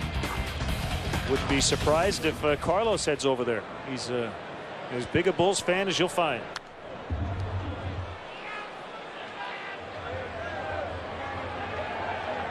With DeRosa and Aramis Ramirez out of the lineup today, an opportunity for Ryan Theriot and Ronnie Cedeno to get some work. Certainly you wish it wasn't because of the injuries, but those guys work so hard on a daily basis. Theriot takes ground balls at third, at short, at second, and then gets his outfield glove and shags balls in the outfield. Ronnie Cedeno has started doing the same, taking some balls in the outfield as well as every infield position, and certainly giving these guys an opportunity to start from time to time will reward them for their hard work and make them work even harder to stay prepared. Ryan gave one of his outfield gloves to Ronnie. You know, over the course of a long season, you go out there every day and take your ground balls at 3 different positions. You shag fly balls in the outfield, and if you end up sitting and watching 9 innings of baseball every day and don't get the opportunity to go out there and use the skills that you've been practicing, a lot of guys can lose their motivation. I don't think that will be the case with Theriot and Cedeno, but I'm sure they appreciate this opportunity to play, even though it's because of injury. By the way, with a new coaching staff, Alan Trammell handling the infield instruction, assisted by Ivan DeJesus, Cubs special assistant. And Mike Quaddy, the third base coach, is the outfield instructor. DeJesus also works with the pitchers on their bunting and offensive skills.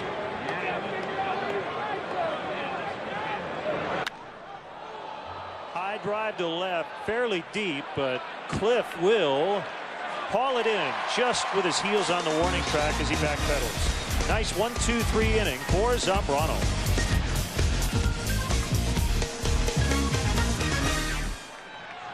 So Soriano leads the way for the Northsiders as they clash with Ken Griffey Jr. and the Reds in high definition. Coverage starts with Verizon Wireless Cubs pregame live.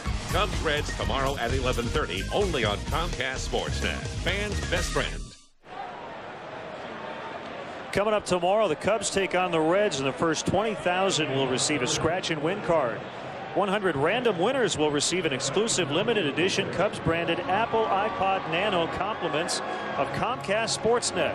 Fans are encouraged to hold on to their cards for second chance drawings throughout the game. No purchase necessary. For complete rules, visit Cubs.com. Back to action. Home half of the third inning. And Michael Barrett leading off against Aaron Harang. 2 in the first, 1 in the second. And the Cubs with 6 hits already.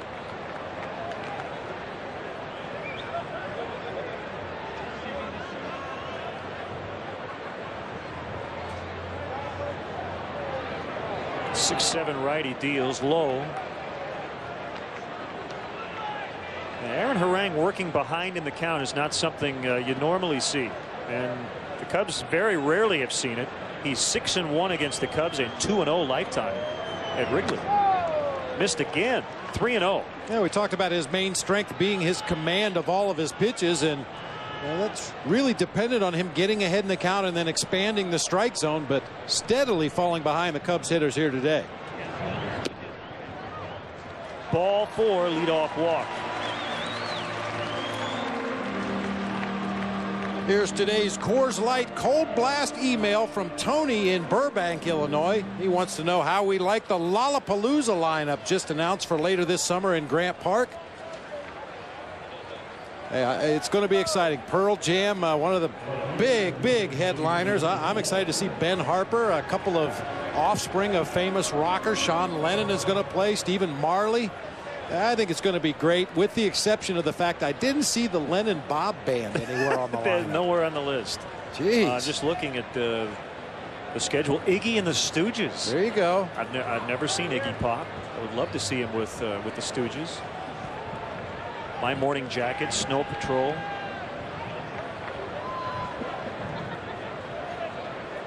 Spoon is here.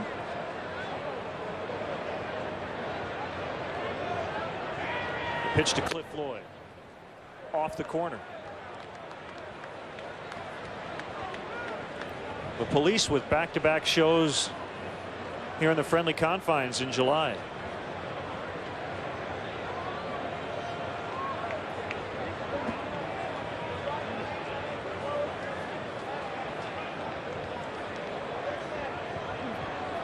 Barrett the runner at first. And a 1-0 pitch to Floyd. Fouled in and out of the mid of Valentin.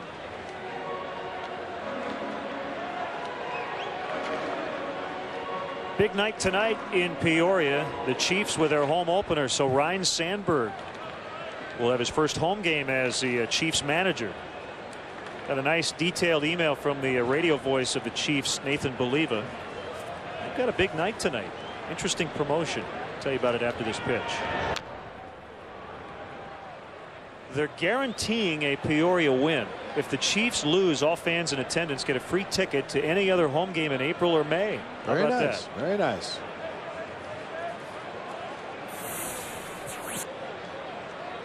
I saw their 3-game winning streak end as they were swept in a doubleheader at the Quad Cities. So they'll go into their home opener against Burlington 3-2.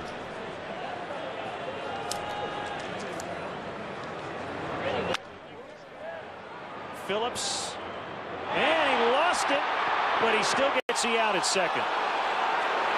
Tried to make a quick flip to Castro. He dropped it, but he still had time to get Barrett.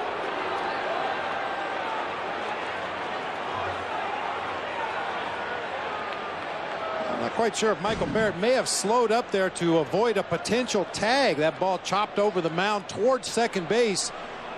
Yeah, Phillips just lost the ball completely there as he tried to make that backflip to second base. Here you'll see Michael Barrett. You're taught as a runner, don't run into a tag play at second base. So Michael held up thinking Phillips might try to tag him on his way to second base, and unfortunately that cost the Cubs an out at second.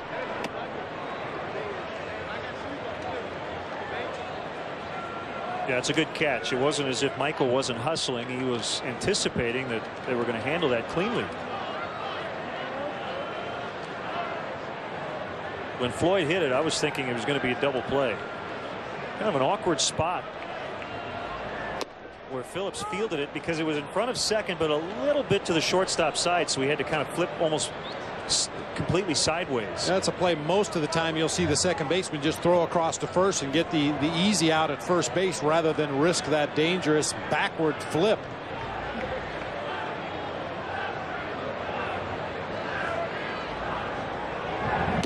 Swing and a miss. As I mentioned, as a base runner on this particular play, you're taught don't run into that tag play at second base. Make them throw on to first and then cruise on into second base after the throw has been made. So, yeah, Michael, I'm sure in his eyes was doing the right thing right there. Unfortunately, it didn't work out well. Ronnie with the only home run in the Cubs lineup today. Everybody else 1 through 9 looking for their first home run. And we include Zambrano in that mix because he hit 6 last year.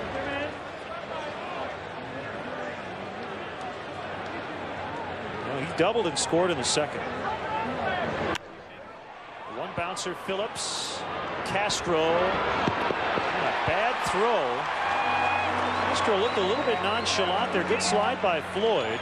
And Castro could not get a good throw off. So it ends up being a fielder's choice. Well, that looked like another easy double play off the bat.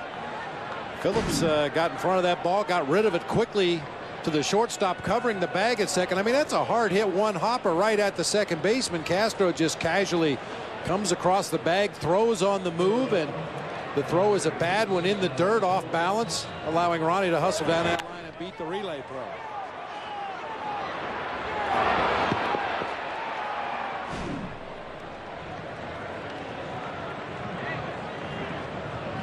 Consecutive fielder's choices, and his Torres with 2 outs.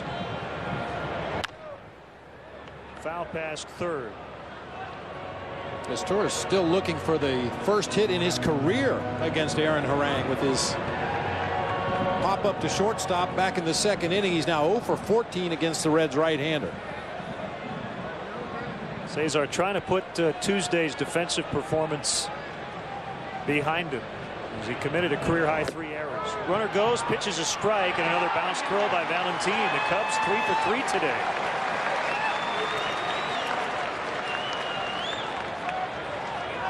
Well, we speculated about playing a little more small ball today because of the lineup, but the key is getting the right guys on base in the right situations. Another poor throw to second base by Valentin, and Cedeno in with the head first slide easily puts himself into scoring position.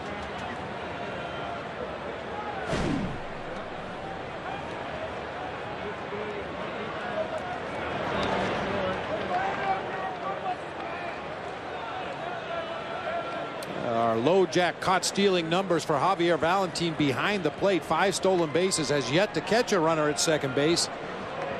And as always, some of the blame has to go to the pitcher on the mound for not holding the runner closely enough, not getting rid of the ball quickly enough. But as we've seen in this game, Valentin has throwing problems as well. Flared into left. Dunn coming in, and he has it. Beltai made the catch, and for the first time through 3, the Cubs failed to score, but they lead 3-0.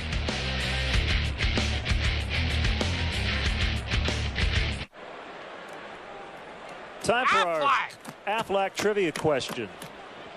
On this date in 1963, Pete Rose collected his first career hit. Can you name the Pirates pitcher? The guy he faced who gave up that first hit. Pete Rose has his 66th birthday tomorrow. 1-0 on Ken Griffey Jr. We're in the 4th from Wrigley.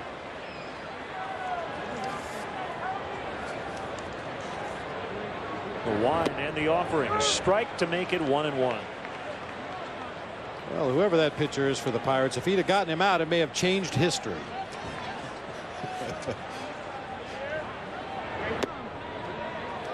In there again, 1-2.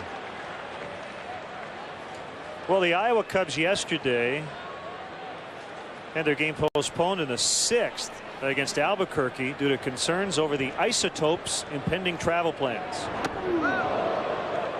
Albuquerque had a 5-4 lead when the game was suspended, and no word on when that will be resumed. Well, unfortunately, that does happen quite often at the minor league level on getaway days. Most teams fly commercial flights, and when you have to get to that next city and there's only one flight out of town, you better be at the airport on time. So it happens a lot more than you might realize.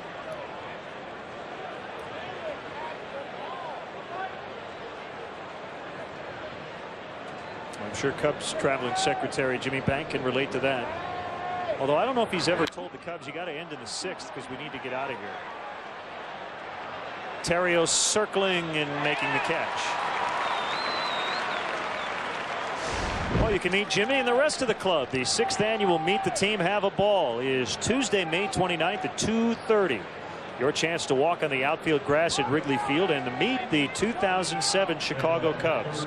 Tickets are $300 each, and all proceeds benefit Cubs Care. To purchase tickets, visit Cubs.com or call 773-404-CUBS. Inside, almost caught a piece of Encarnacion. Felix P.A. leads the Pacific Coast League with 13 runs. Scored a couple times yesterday. Iowa off to a 3-4 start. Tennessee at Double-A 2-5. They got swept in a doubleheader by Huntsville in their home opener. Sean Gallagher and Donnie Veal both took losses. Jeff Samardzija with an outing for Daytona. 5 innings, 2 runs. He got a no decision. Tyler Colvin with his first home run, a triple short of the cycle.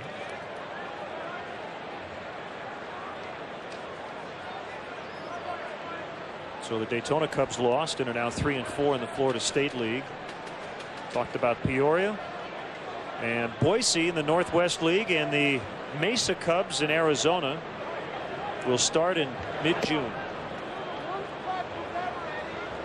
Boise will begin its season on June 19th and Mesa on the 22nd. So that's your Cubs minor league report. Up and in, and Encarnacion is on the 3rd walk, surrendered by Zambrano. He's only given up 1 hit. That was a Griffey single in the 1st.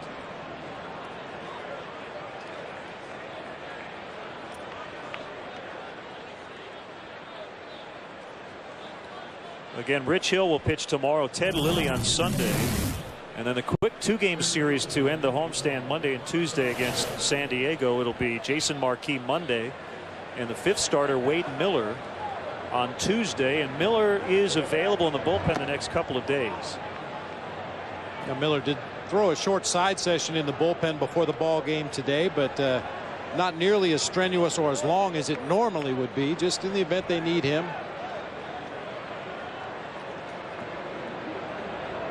I looked at the Padres schedule. If it holds up, Clay Hensley would start Monday and Greg Maddux Tuesday.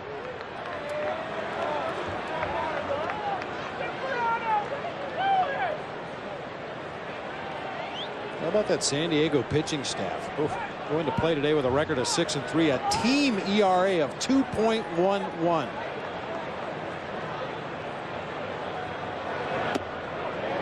Fastball strike.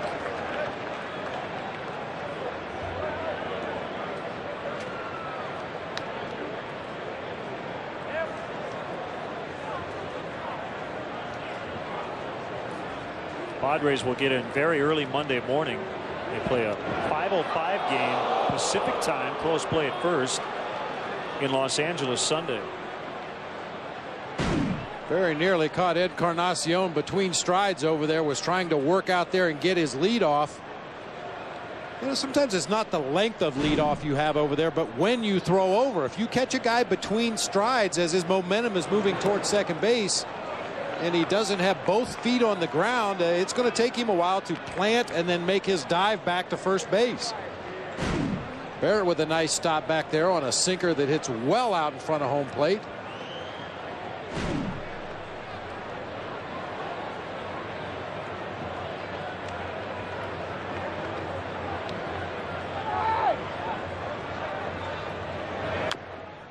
Dribbled foul near the opposing dugout. Scott Hatteberg throughout his career has been known as a gap-to-gap hitter. He does have home run power, but it doesn't really try to hit a lot of home runs. But with the runner at first base, you'll see him try to roll over some pitches, try to hit that hole on the right side of the infield. Now with 2 strikes, he's just going to do battle and try to put the ball in play anywhere. The 3-2 with Encarnacion running, bounced. Oh, what a play by Lee, and he'll step on first. That gets over the head of a lot of first basemen, except for the Derek Lees and the Richie Sextons. That's where that basketball background comes in handy. Bounces off the bag after holding on the runner. Goes high up the ladder, right in the very webbing of that first base mitt. perhaps saving a run. Encarnacion was on the move. If that ball gets down into the right field corner, there's a chance the Reds score a run right there.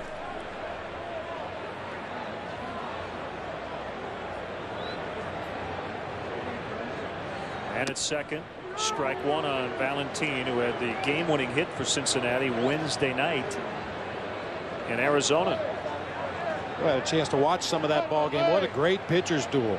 Micah Owings from the Arizona Diamondbacks, Matt Belisle from the Reds, really hooked up in a good pitcher's duel. It was a two-run pinch hit double for Valentin. And Cedeno made the catch for the out. So Valentin lines out to end the inning. Only one hit allowed by Zambrano, 3-0.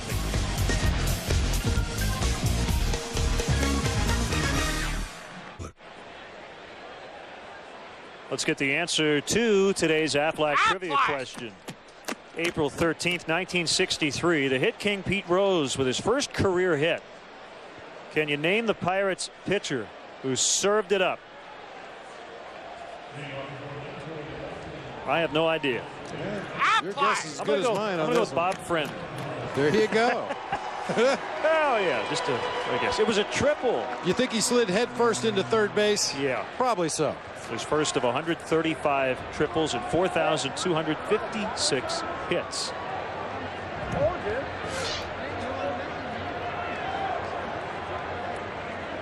9-1-2 for the Cubs against Aaron Harang.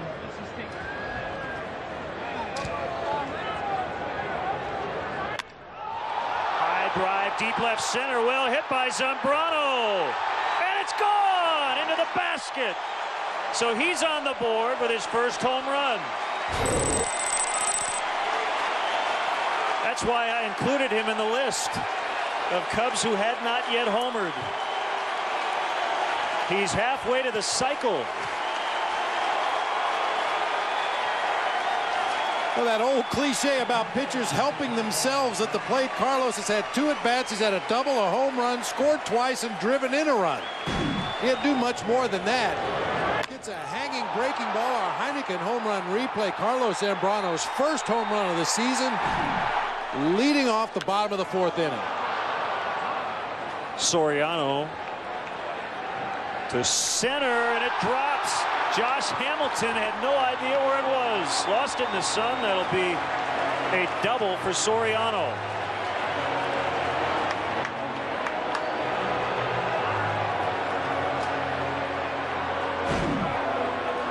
The first time he's ever played center here. Trying to battle that sun. Not only that, but that ball goes up and you lose it in the sun. With the way the wind blows here at Wrigley Field most of the time, not only do you lose it, but then the ball moves while it's out of your sight. And that time Hamilton thought he was where the ball was going to come down, came up a little bit short.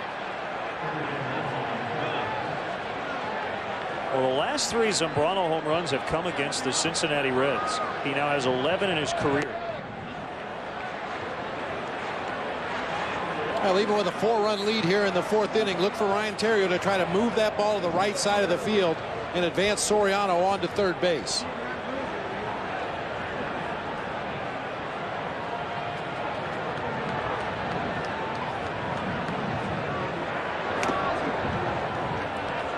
And Valentin lost the ball. Second time they've lost the ball. One was in the sun.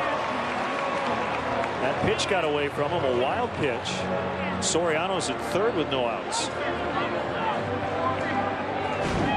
Mentioned that Valentin is the offensive member of the catching trio for the Reds. That's a tough position to carry a guy for his bat. Defensively, he can cost you so many extra pitches, so many extra outs over the course of a ball game. We've seen the Cubs run rampant on the bases. Man, having trouble corralling that breaking ball.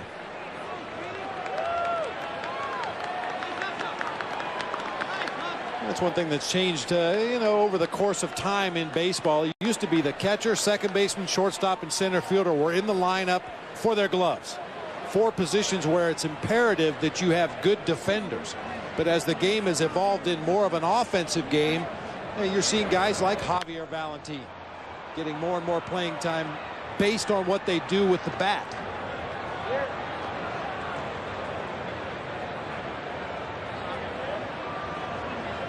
A rough tough day for Aaron Harang.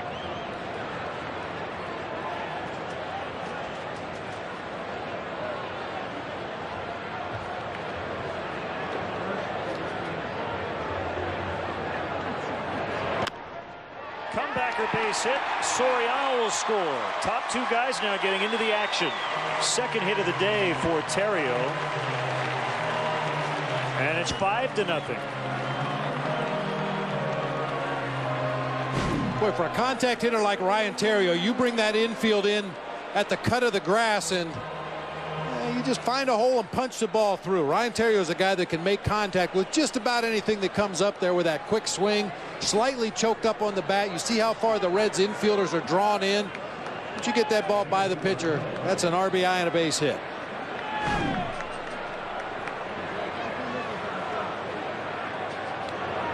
All started by the leadoff home run from Carlos Zambrano. They have action in their bullpen. John Kudlangas, the left-hander, is up.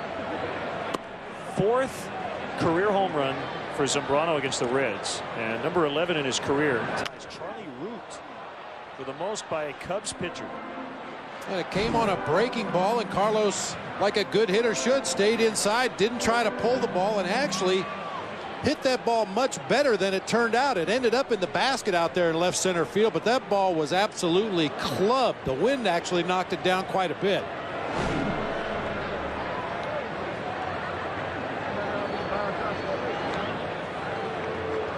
Boy, because of the success the Cubs have had early in this ball game stealing bases, Harang now paying a lot of attention to Ryan Terrio over there at first base. That's when a guy gets distracted and starts to make mistakes at home plate.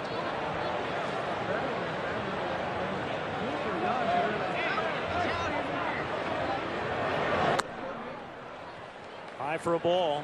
5-zip. Not only the pickoff throws to first base, but trying to speed up your delivery to the plate, unload the ball quickly, and give your catcher a chance to throw out that runner. And that's when pitchers tend to make mistakes.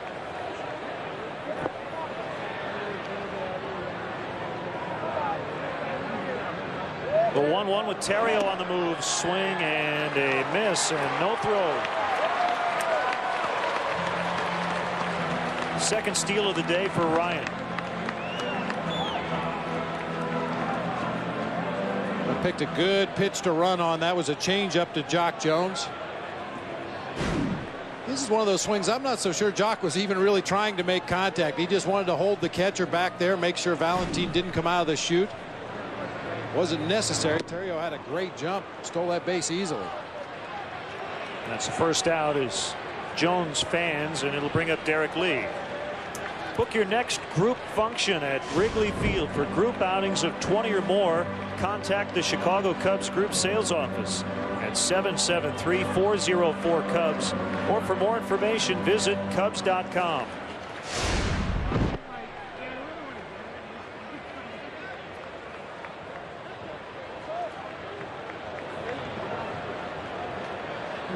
Two more here in the fourth. And the Cubs with a comfortable lead at the moment.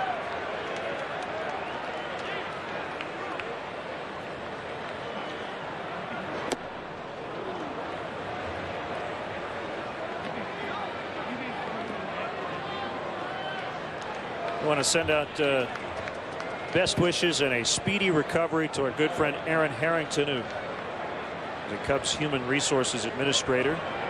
Aaron watching today, and we can't wait to have you back at the ballpark. Another big swing and a miss by Lee. 2 strikes. Also get well wishes Colette Coet, also recovering and checking out the Cubs today.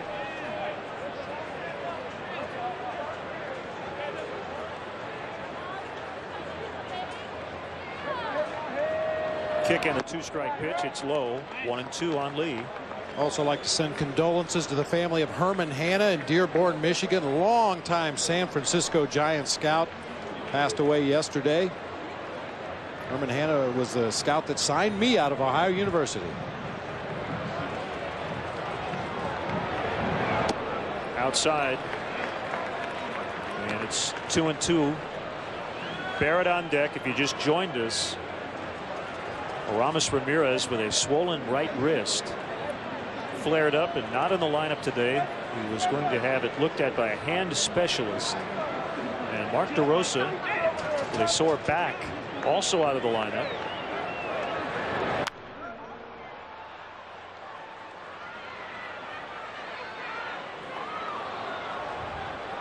And the news yesterday of Mark Pryor having a shoulder flare up. He had to come out early in an extended spring game. It was his first extended spring outing, and he's scheduled to see Dr. Louis Yoakum in California, noted orthopedic specialist. And of course, we don't know how serious it is.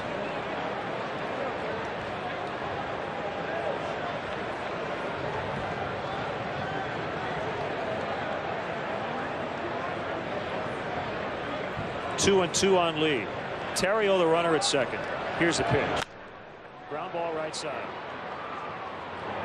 Phillips throws him out. 2 down, runner at third.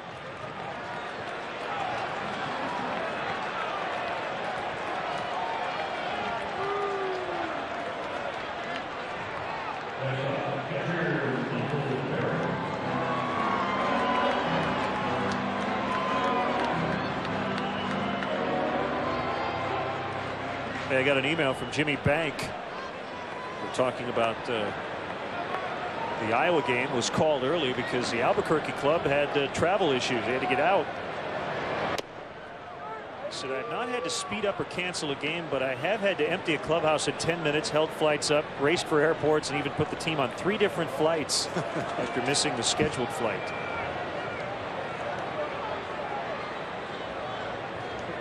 It's a little easier now with charters. Do you remember what year everything kind of changed? I guess it was a process where a couple teams started to charter flights and then more teams began to do it. I'm not sure exactly when it happened, but I specifically remember early in my career we flew commercial, and you know, they put the team in the back of the commercial flight. Could be interesting depending on the other passengers on the flight on a given day, but I'll tell you, a good traveling secretary can help you win some games over the course of the season just by having those smooth travel plans, getting into and out of cities in a timely fashion. I mean, there's a lot of times a ball club will arrive in the middle of the night as it is, and you run into any speed bumps or problems at all, you're in trouble. Good play by Juan Castro to get the out and save Harang another run, but they get 2. First one supplied by the starting pitcher, Big Z, with his 11th career home run, and it's now 5-zip Cubs.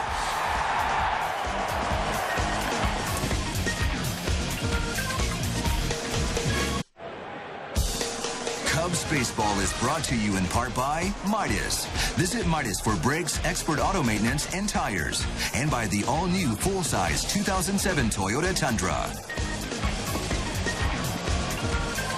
Well, this is more what the Cub fans wanted to see than the first 2 games of this opening homestand. The home team is ahead. That's what Lou Piniella wanted to see. Hey, congrats to Lou and Anita Piniella. Yesterday celebrating their 40th wedding anniversary. And a first pitch strike as we begin the 5th.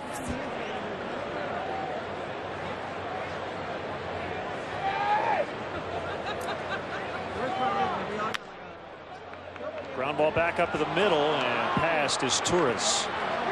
So Castro with the Reds' second hit and their first since Griffey's 2-out hit in the opening inning.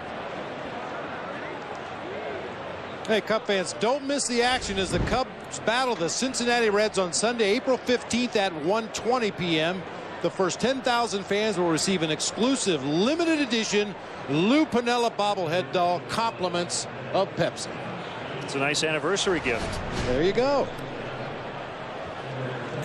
Yeah, the bobblehead, you know, when you get it going, it kind of reminds you when Lou argues with an umpire. He gets that head going up and down.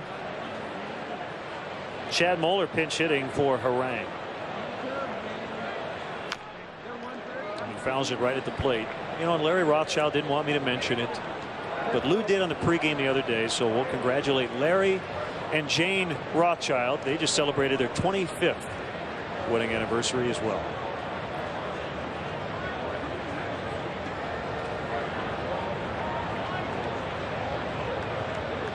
How many years now for you and Joan? Coming in August, let's see, it'll be 33. 33. You know, that Lou Piniella bobblehead doll, you know, you get it going back and forth like this, and just imagine there's an umpire bobblehead doll right in front of him. That's probably what we should do, is have a Bruce Fremming bobblehead doll day and get the two of them side by side, you know, with the heads going up and down. It would look like an argument at home plate. Yeah. Oh, yeah, you know, getting the head going up and down like the bobblehead does, that's how you stay married for a long time. Yes, dear, you're right. I'm sorry. Repeat as necessary. But that bobblehead does not go side to side, only up and down. I learned that very early in my professional career. The mantra, yes, dear, you're right. I'm sorry. I'm sure Lou said that a few times.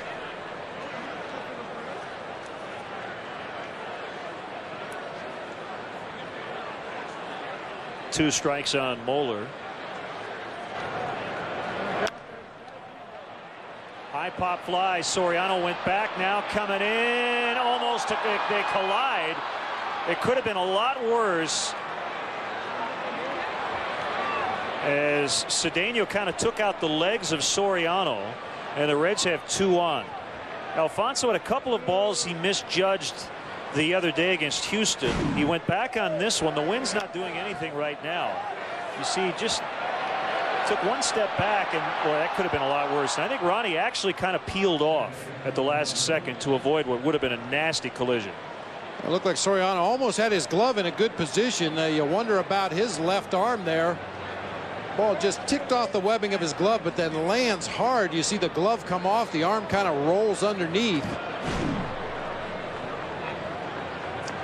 I think Soriano froze momentarily. You know, we saw Josh Hamilton have trouble with the ball in the sun earlier in the ball game, and you can tell from the shadows Soriano looking straight up into the sun as he came in after that pop-up.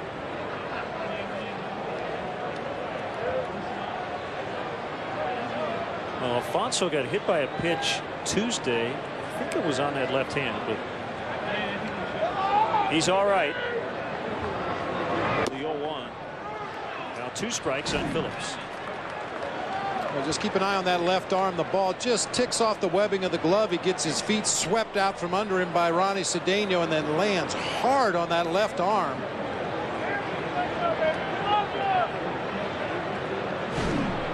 Keep a close eye on that as the game progresses.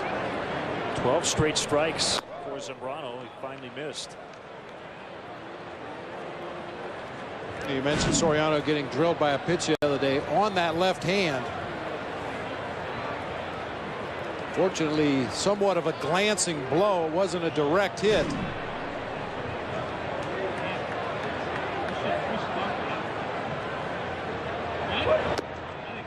Wide for ball 2. 2-2 on Phillips.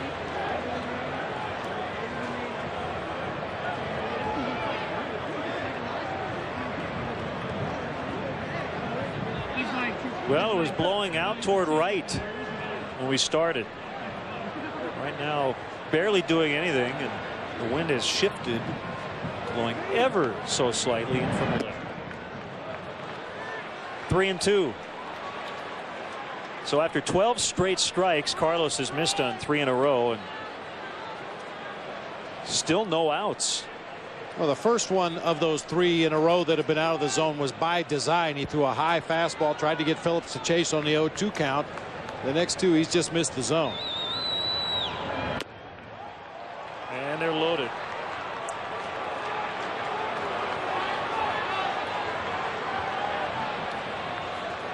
The worst part of this is you have Hamilton, Dunn, and Griffey due up. So here comes Larry. Sign up for a subscription to Vineline, the official monthly magazine of the Chicago Cubs. Vineline offers exclusive player features, team analysis, Wrigley Field news, and Cubs minor league coverage. Subscriptions start at just $24.95. Call 1-800-248-9467 or visit Cubs.com to order Vineline today. There'll be a lot of firsts this year for Josh Hamilton. This is his first at bat with the bases loaded in his major league career.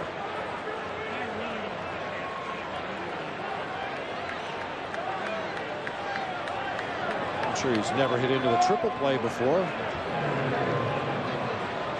This will be a good time for it from the Cubs' perspective. Blown outside.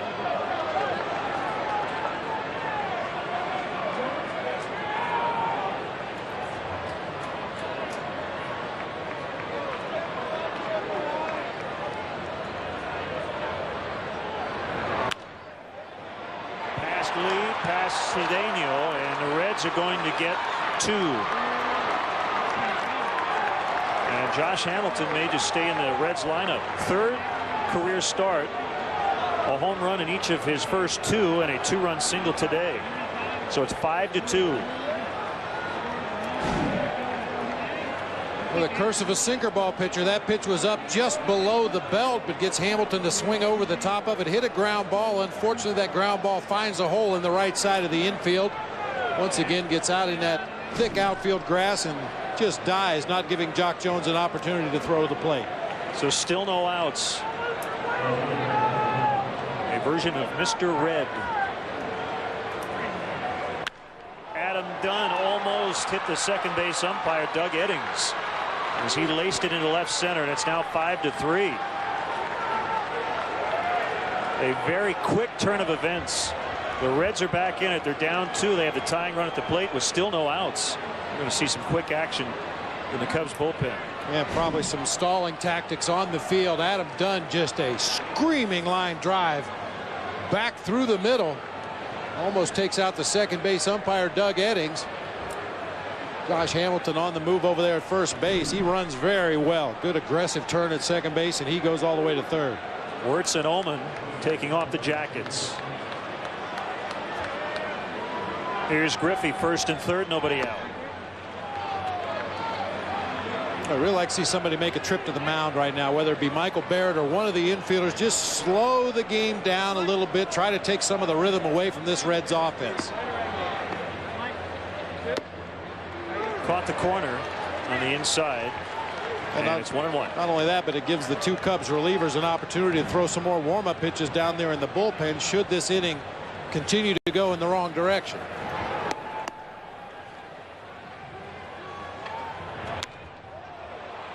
Hook toward right, and it's 5-4. Dunn to third. Griffey with a double as Hamilton scores, and this thing really getting away from Carlos.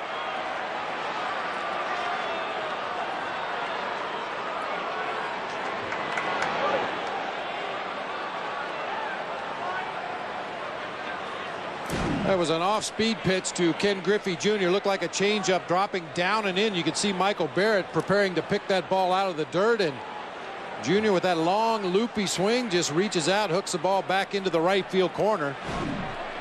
I'll tell you what, this is our 3rd year together. I have not seen things change this quickly against Zambrano. Now, he should have had an out on the bloop single by Moeller.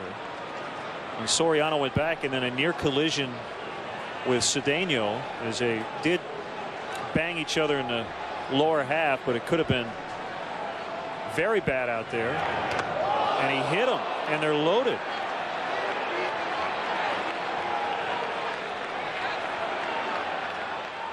Boy, oh boy, this thing has really gone south on Zambrano.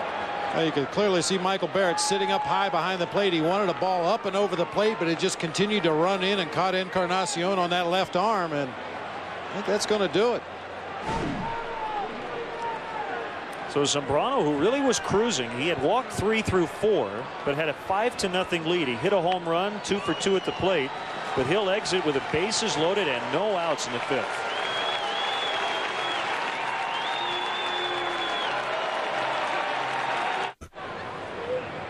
Will Ullman called upon to stop the bleeding. The Cubs still actually lead, but it's 5-4, 3 on, no outs, and ball 1 on Scott Hatteberg. I'll amend what I said. I don't think I've seen it happen to any starting pitcher that fast with such a huge lead. Zambrano did not get an out facing 7 here in the 5th.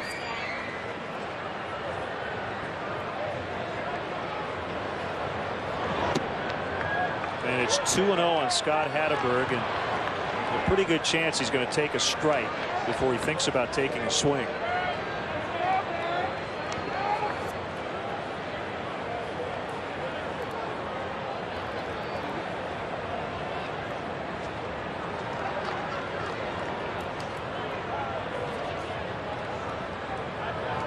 Ullman steps off.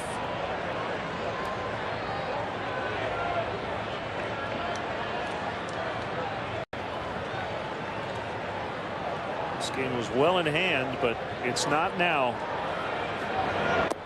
3-0. And I'm not going to make any excuses for Will Ullman, but he had to get ready in a big-time hurry.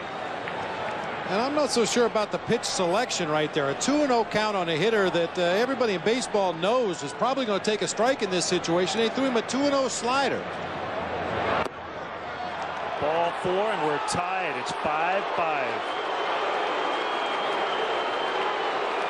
You know, against an Adam Dunn or a Ken Griffey Jr., a guy that's more likely to really cut it loose on that 2-0 pitch, yeah, maybe you have to throw him a 2-0 breaking ball, but Scott Hatteberg is known for his patience at the plate, his willingness to work deep counts. There's no way in the world he was going to swing at that 2-0 pitch with the bases loaded. Ullman had not yet thrown a strike.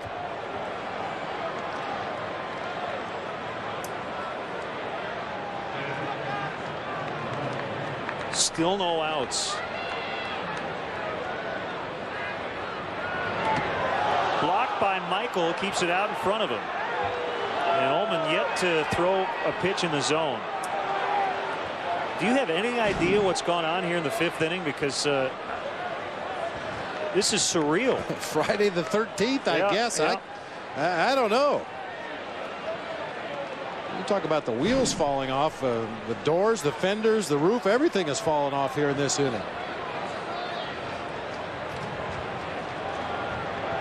And all the manager and pitching coach can do is hope Ullman can get a ball over and maybe get a double play.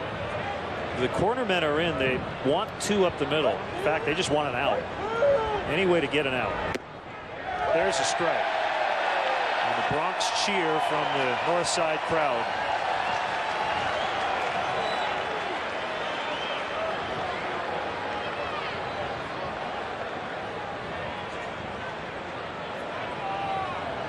Wirtz is ready if needed.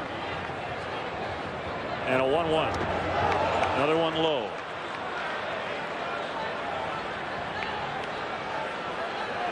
Yeah, Barrett's been very busy behind the plate in this inning. Will Ullman with another breaking ball in the dirt.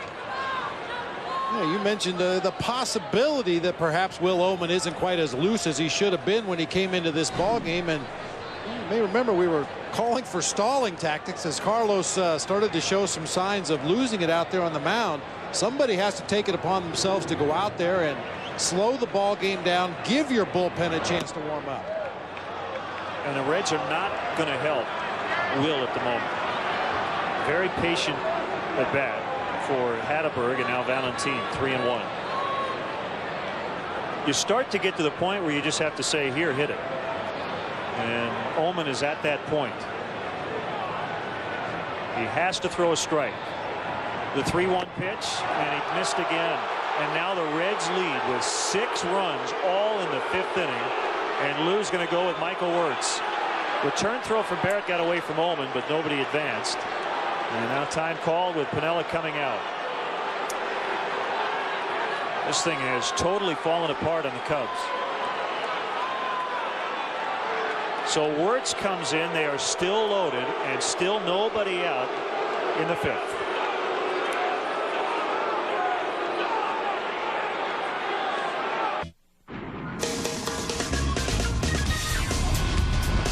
Let's check in on the Felco Cubs upcoming schedule back on Comcast Sportsnet. Straight up noon tomorrow.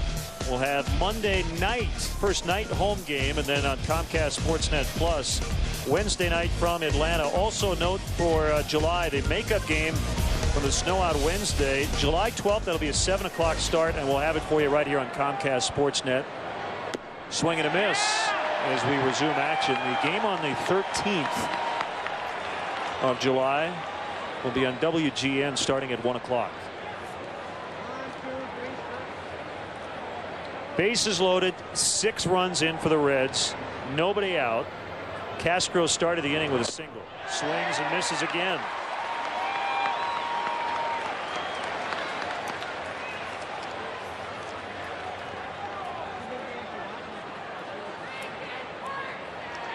Neil Kotz is up in the bullpen.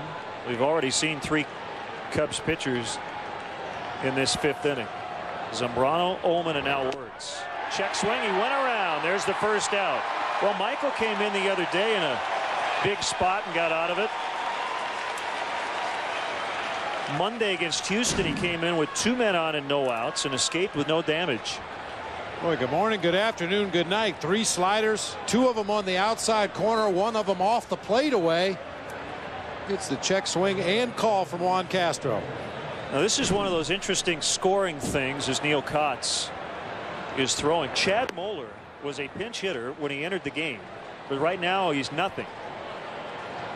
He doesn't have a position and he's not a pinch hitter. And he gets his second at bat of the 5th. Another swing and a miss. Told the story last year in my playing days with the San Francisco Giants. A similar situation happened with Dwayne Kuiper. Came in as a pinch hitter. We hit around. He had a second at bat in the inning. Took the lead in the ball game, and he facetiously argued with the official scorer that he should be the winning pitcher since he was hitting in the pitcher spot. Right. Of course, that didn't work. Kick in the 0-1. Boy, Wirtz coming in, firing that slider and missing a lot of bats.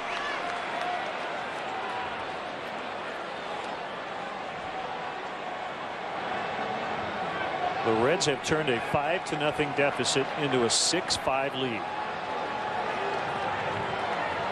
In shocking fashion.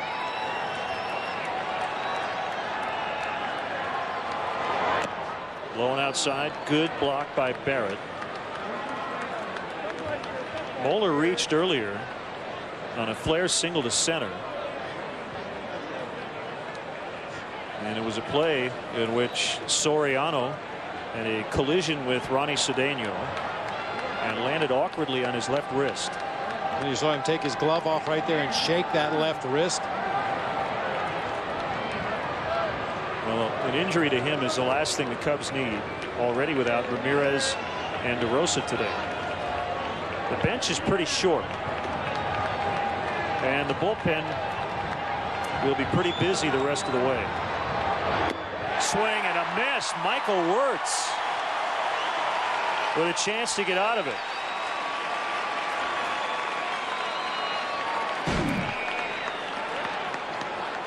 Very similar to the bat of Juan Castro. Slider, slider, slider. Yeah, Moeller even saw it out of his hand, tried to stay back there and shoot that ball to the opposite field, but swings right through it as that ball dips down and away.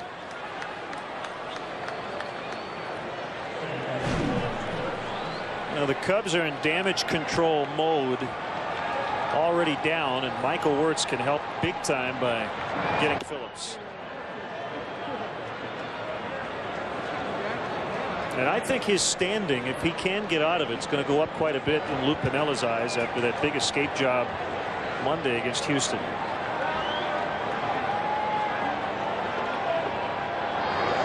Swing and a miss.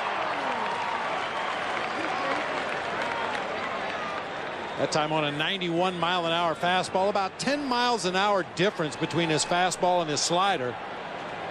Throws him right out of the same arm slot. 1-2.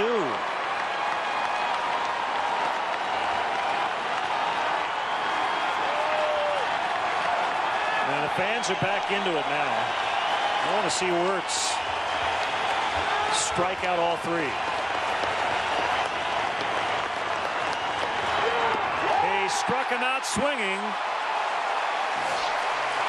A great ending to an awful inning for the Cubs. They get 6 runs, but it could have been a lot worse. Michael Wirtz struck out all 3 he faced, and the offense back to work.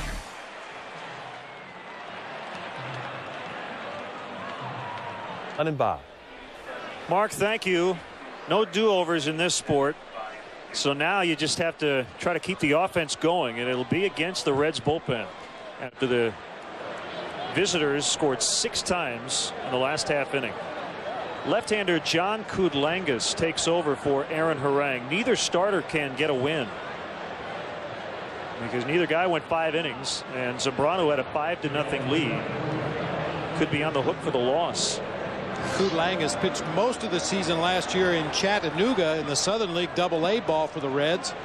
63 innings pitched, gave up only 40 base hits.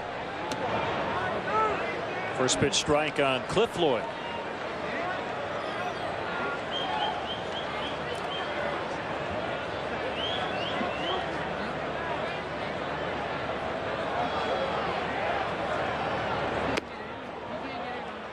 Nothing in 2.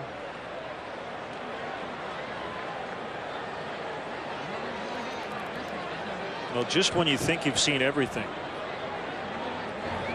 The thing about Zambrano's outing today was there really was no indication that was going to happen. And give the Reds offense a lot of the credit as Floyd strikes out.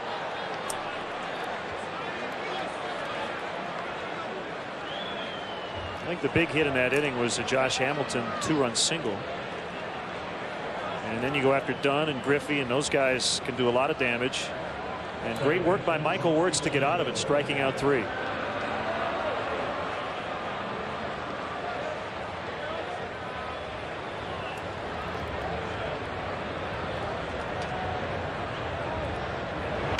Bunted by Cedeno. It's a pretty good one, but it's going to kick foul.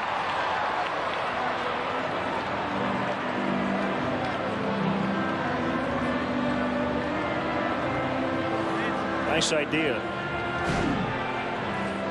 Ronnie waits till the last instant to show bunt. Caught everybody by surprise. Unfortunately, that ball hugging the third base line and just trickles into foul territory.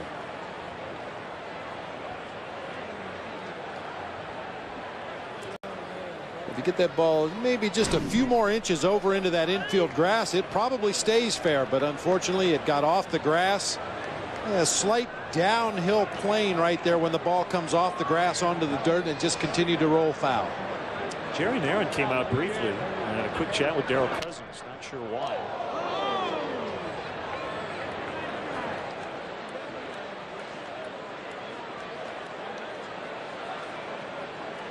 Two strikes on Cedeno.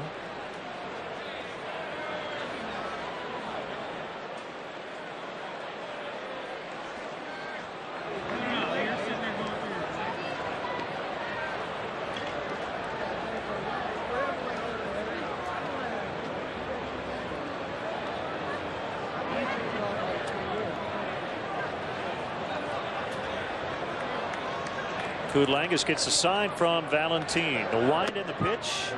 Called strike 3. Back-to-back strikeouts for Kudlangas. Well, you hope the Cubs can come back and win, Bob. If they do, we may be talking about Michael later on. Don't forget what he did. Well, you can't bring a relief pitcher into a tougher situation. Bases loaded, nobody out. He just doesn't allow the Reds to make contact. 3 consecutive strikeouts to end the inning. Nice job by Michael Wirtz. I mean, at that point, if they even put a ball in play, it's going to plate another run, even if you get them to ground into a double play. Hit a sac fly to the outfield. They're going to score a run if they make contact, and Michael just didn't let it happen.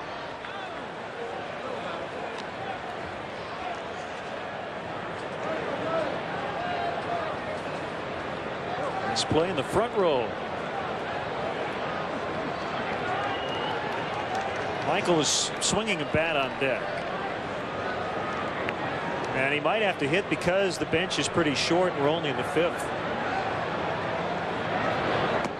Basically right now you only have 2 bench players available in Merton and Ward. In an emergency, DeRosa would be available. In an emergency, Henry Blanco would be available, but you hate to use your backup catcher too early, if at all. You not only take Zambrano out of the game, but you take his bat out of the lineup, a double and a home run. Yeah, this is the kind of day that, you know, as a manager, as much as you hate to do it, you look at your pitching staff and you say, okay, who is the best athlete I have of my starting pitchers? And yeah, chances are that would be Jason Marquis. Maybe Jason Marquis has to put his cleats on today, and in an emergency, if you get into extra innings, you need a pinch hit at bat. You see DeRosa over there getting loose. You might have to put a pitcher out there somewhere on the field defensively. In our days with the Arizona Diamondbacks, we had a great athlete by the name of Brian Anderson, who was our emergency outfielder, emergency pinch hitter if we had a short bench on a given day. Comebacker, and that pitching situation won't come up here. And probably see Wirtz go back to the mound. It's 6-5. Laureano leads the way for the Northsiders as they clash with Ken Griffey Jr. and the Reds in high definition. Coverage starts with Verizon Wireless Cubs pregame live. Cubs Reds tomorrow at 11:30 only on Comcast Sportsnet. Fans' best friend. Len, you know what time it is? It's time to check out today's Kawasaki Let the Good Times Roll. Chris Sabo making a comeback. Spuds is here. Ronnie Cedeno goes over to short. Mark DeRosa's back must be feeling better because he's now in playing second. So Michael was not going to hit. It was just a decoy in the on-deck circle, and it's Neil Kotz taking over on the mound. So with all the flip-flopping, Kotz will slot in 8th in his tourist spot. DeRosa will bat 9th.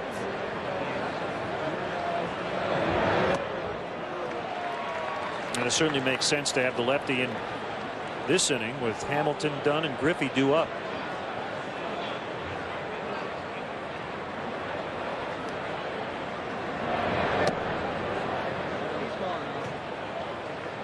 Don't be surprised if needed later that Jason Marquis could get a pinch hit appearance. If he's going to this year, this would be the kind of day where it might happen.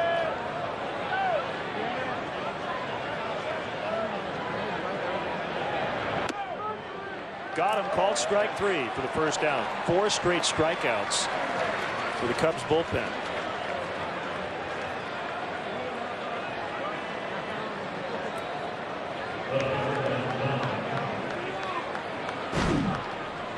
Kotz coming in and keeping that strikeout string going. Just a fastball right down Main Street to Josh Hamilton. Probably caught him thinking breaking ball there on the 2-strike count.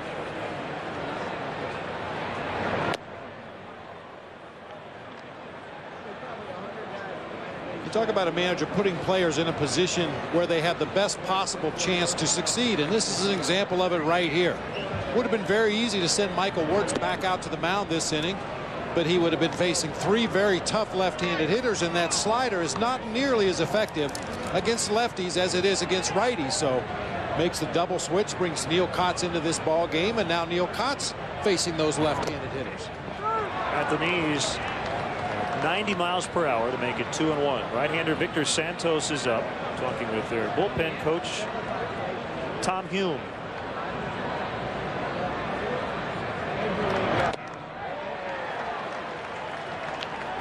2-2 now on Dunn.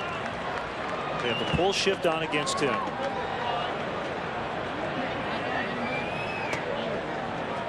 DeRosa playing very deep at second base. Popped up by Dunn. Barrett and Lee converging, and it's a catcher to put it away.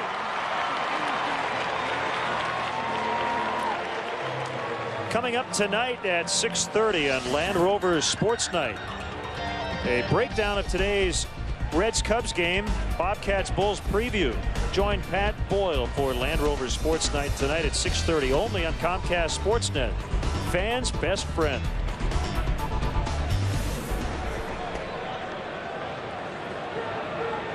Griffey's 2 for 3, RBI double and a run as the Reds put 12 men at the plate in the last inning. Kotz starts him with that big sweeping slider. I think you really have to be careful throwing breaking balls and off-speed pitches to Ken Griffey Jr. at this stage of his career.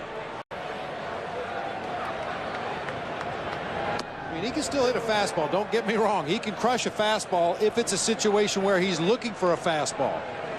But if he's waiting to react to what he sees, I think you can rush him inside with good fastballs, throw the breaking balls off the plate away. Popped him up short right. DeRosa with a beat on it, and he gloves it. So Kotz goes 1, 2, 3. 6-5 Cincinnati.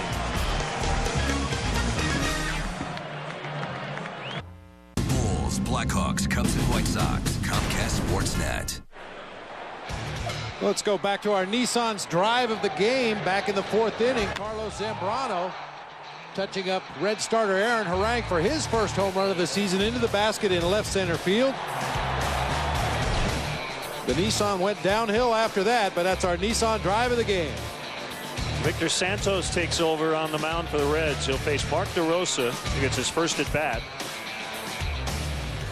Mark with some back problems, and that's why he was not in the starting lineup. But well enough to go and get in as part of a double switch in the top of the inning. Don't want to see the offense slow down. It was such a good start. 2 in the first, 1 in the second, 2 more in the 4th. And that was all against the tough right-hander Aaron Harang. But now into the Reds bullpen, they came in with a 188 bullpen earned run average. So even though they have not officially designated a closer, and it would probably be David Weathers in the 9th inning, the Reds bullpen as a whole has done a nice job. Weathers, a former Cub, with 3 saves. And part of the reason I think for the success of that Reds bullpen, and we've talked about it with the Cubs as well, is the fact that they've been able to use their bullpen in an orderly fashion. Their starters have been getting them around 6 or 7 innings every outing. That way you can set that bullpen up the way you want, bring the guys in for the matchups, put them in a position to be successful.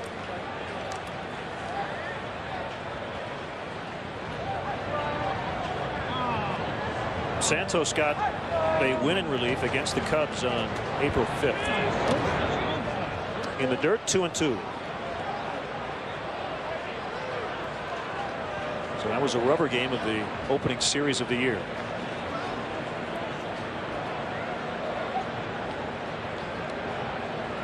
Nice job by Neil Kotz following up Michael Wirtz. Will Ullman walked the only 2 he faced, but not charged with any runs. All 6 on the record of Carlos Zambrano.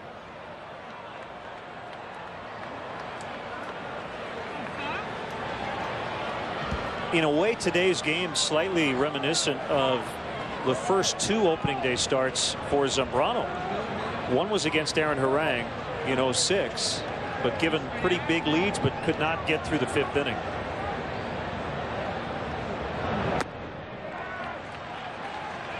You know, and I feel at some point Carlos will figure it out. And usually your ace of your staff, your horse of your pitching staff, if you give them a lead early, they're going to find a way to bring it home.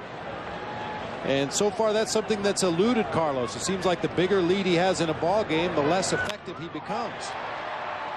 Skied to right, and Griffey coming in makes a catch as he makes that transition from center to right here in 07.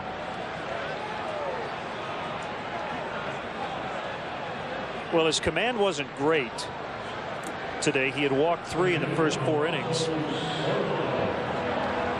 got a lot of ground ball outs and really seemed to be cruising along. Then everything changed in the 5th inning.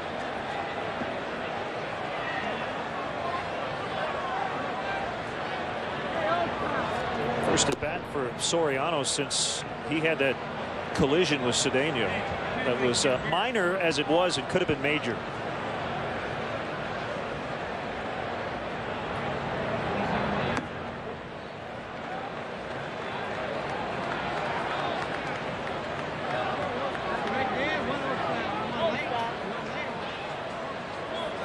Pretty good chance you're going to see Soriano let one go right here on the 2-0 count if Santos throws it anywhere close to the zone. Took a strike. That's a good take right there. Even though it's a 2-0 count, good hitters count, he got a fastball. That wasn't a fastball you could do very much with.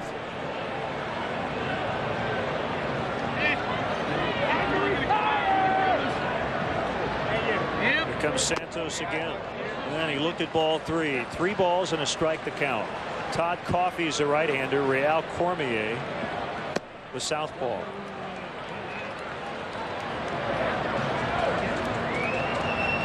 Hitters count on the 3-1. And there's ball 4. So Soriano with a very patient at bat, not taking any swings. And he reaches with 1 out. Well, the Cubs ran all over the place early on against Javier Valentin. You would expect they would continue to do that.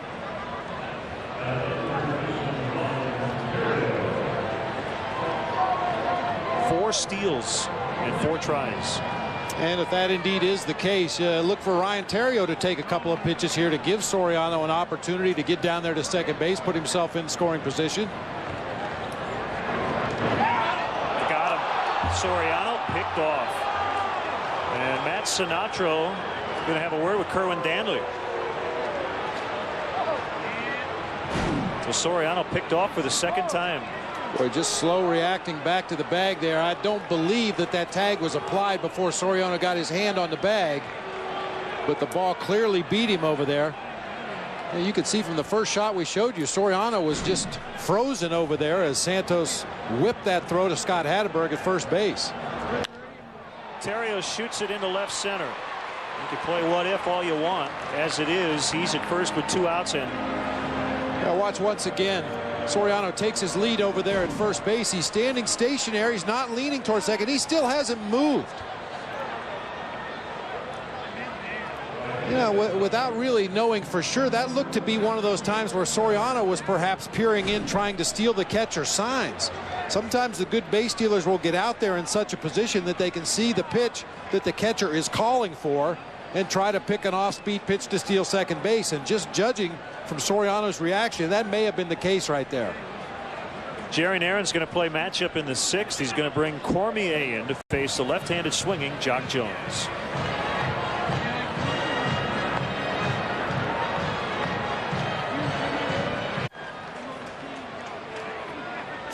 Let's get back to our Comcast Sportsnet poll question for the day. Do you think the tribute to Jackie Robinson has been watered down? Well, it's a tie. 49% said yes, 49% said no, and 2% undecided. Not everybody's going to wear 42, but a significant number of Major League players will wear number 42. The original idea was Ken Griffey Jr.'s. And that'll be on Sunday, April 15th. So it's Cormier against Jones. Runner at first, 2 outs. Cubs trail by a run. Kick and the pitch. Ground ball back to Cormier. He'll fire at first. And that's that for the Cubs as they strand 1. We'll go to the 7th, 6-5 Cincinnati.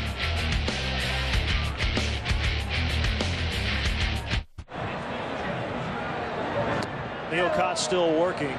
Folks, is a swing and a miss from Edwin Encarnacion.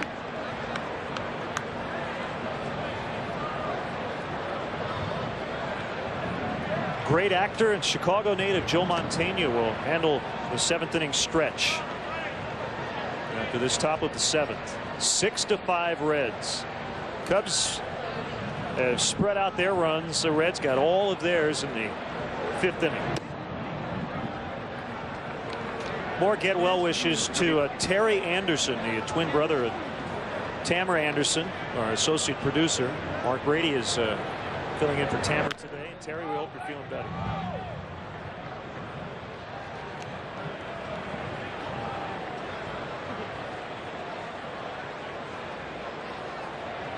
Encarnacion officially 0 for 1. Reached on a walk in the 4th and was hit by a pitch in the 5th. Fouled that one off himself. Has that protective guard on the left ankle. You see a lot of guys who open up and uppercut the ball tend to foul that ball down off that front leg. Encarnacion does that quite often.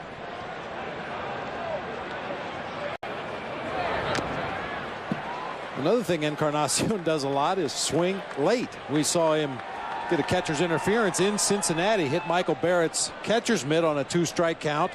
Very tardy swing and just clipped enough of Michael's glove to reach first base on catcher's interference. A little bit inside, and it's 3-2. Hatteberg, who walked with the bases loaded his last time, is on deck. He's swinging a miss, and Hatteberg will bat with nobody on. Good full count changeup right there from Neil Kotz. You can see Encarnacion winding it up, timing those fastballs, so he just goes with a little off-speed pitch, gets Encarnacion way out in front. Bob, you talk a lot about momentum and how it can really shift quickly, and we've seen a big-time example of that today. And you would like to think that the work of the bullpen, Wirtz and Kotz in particular, would maybe help the offense a little bit. I mean, they've been perfect since Michael came in with the bases loaded, no outs.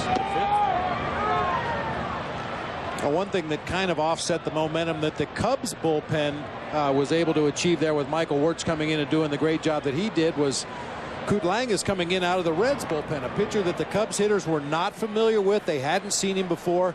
Obviously, they've seen some scouting reports, but Kutlangas came in and gave them a very quick 1-2-3 inning with a couple of strikeouts. So any momentum the Cubs may have gained from the performance of Wirtz and Kotz was kind of stolen back by the Reds bullpen. It's kind of that shutdown inning that we talk about.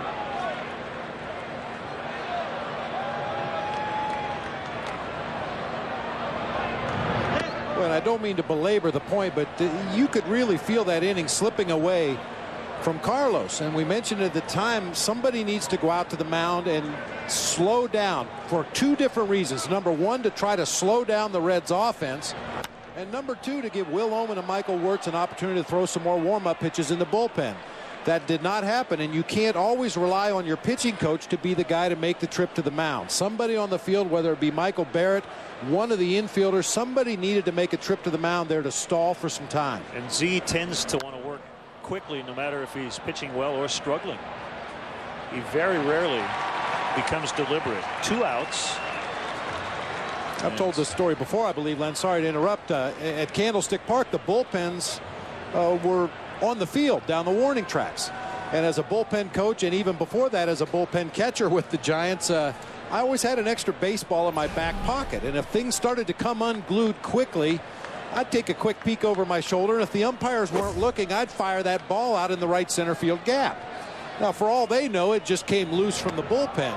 But that would give our relief pitcher an opportunity to throw several more warm-up pitches. It would put a dead stop to the ball game for 15 seconds or 30 seconds, and sometimes that's all you need to get that momentum back on your side.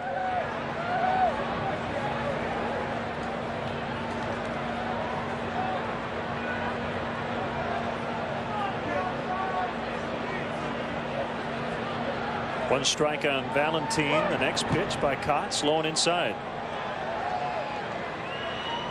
Well, Joe Montaigne is going to handle the stretch, and maybe he can change that momentum back toward the Cubs. It is Friday the 13th. It was a bizarre half inning to say the least. Good breaking ball in there. Kotz ahead 1-2.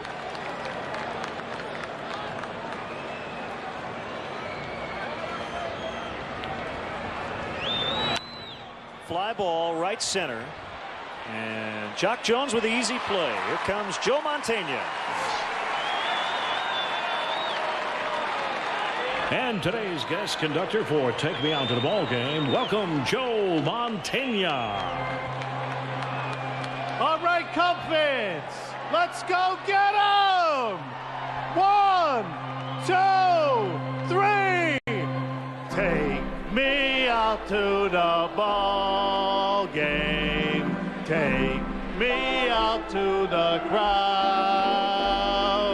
Buy me some peanuts and Cracker Jack. I don't care if I ever get back, so it's root for the Cubbies. If they don't win, it's a shame. For it's 1, 2, 3 strikes, you're out at the old Cub game. Let's go get 'em!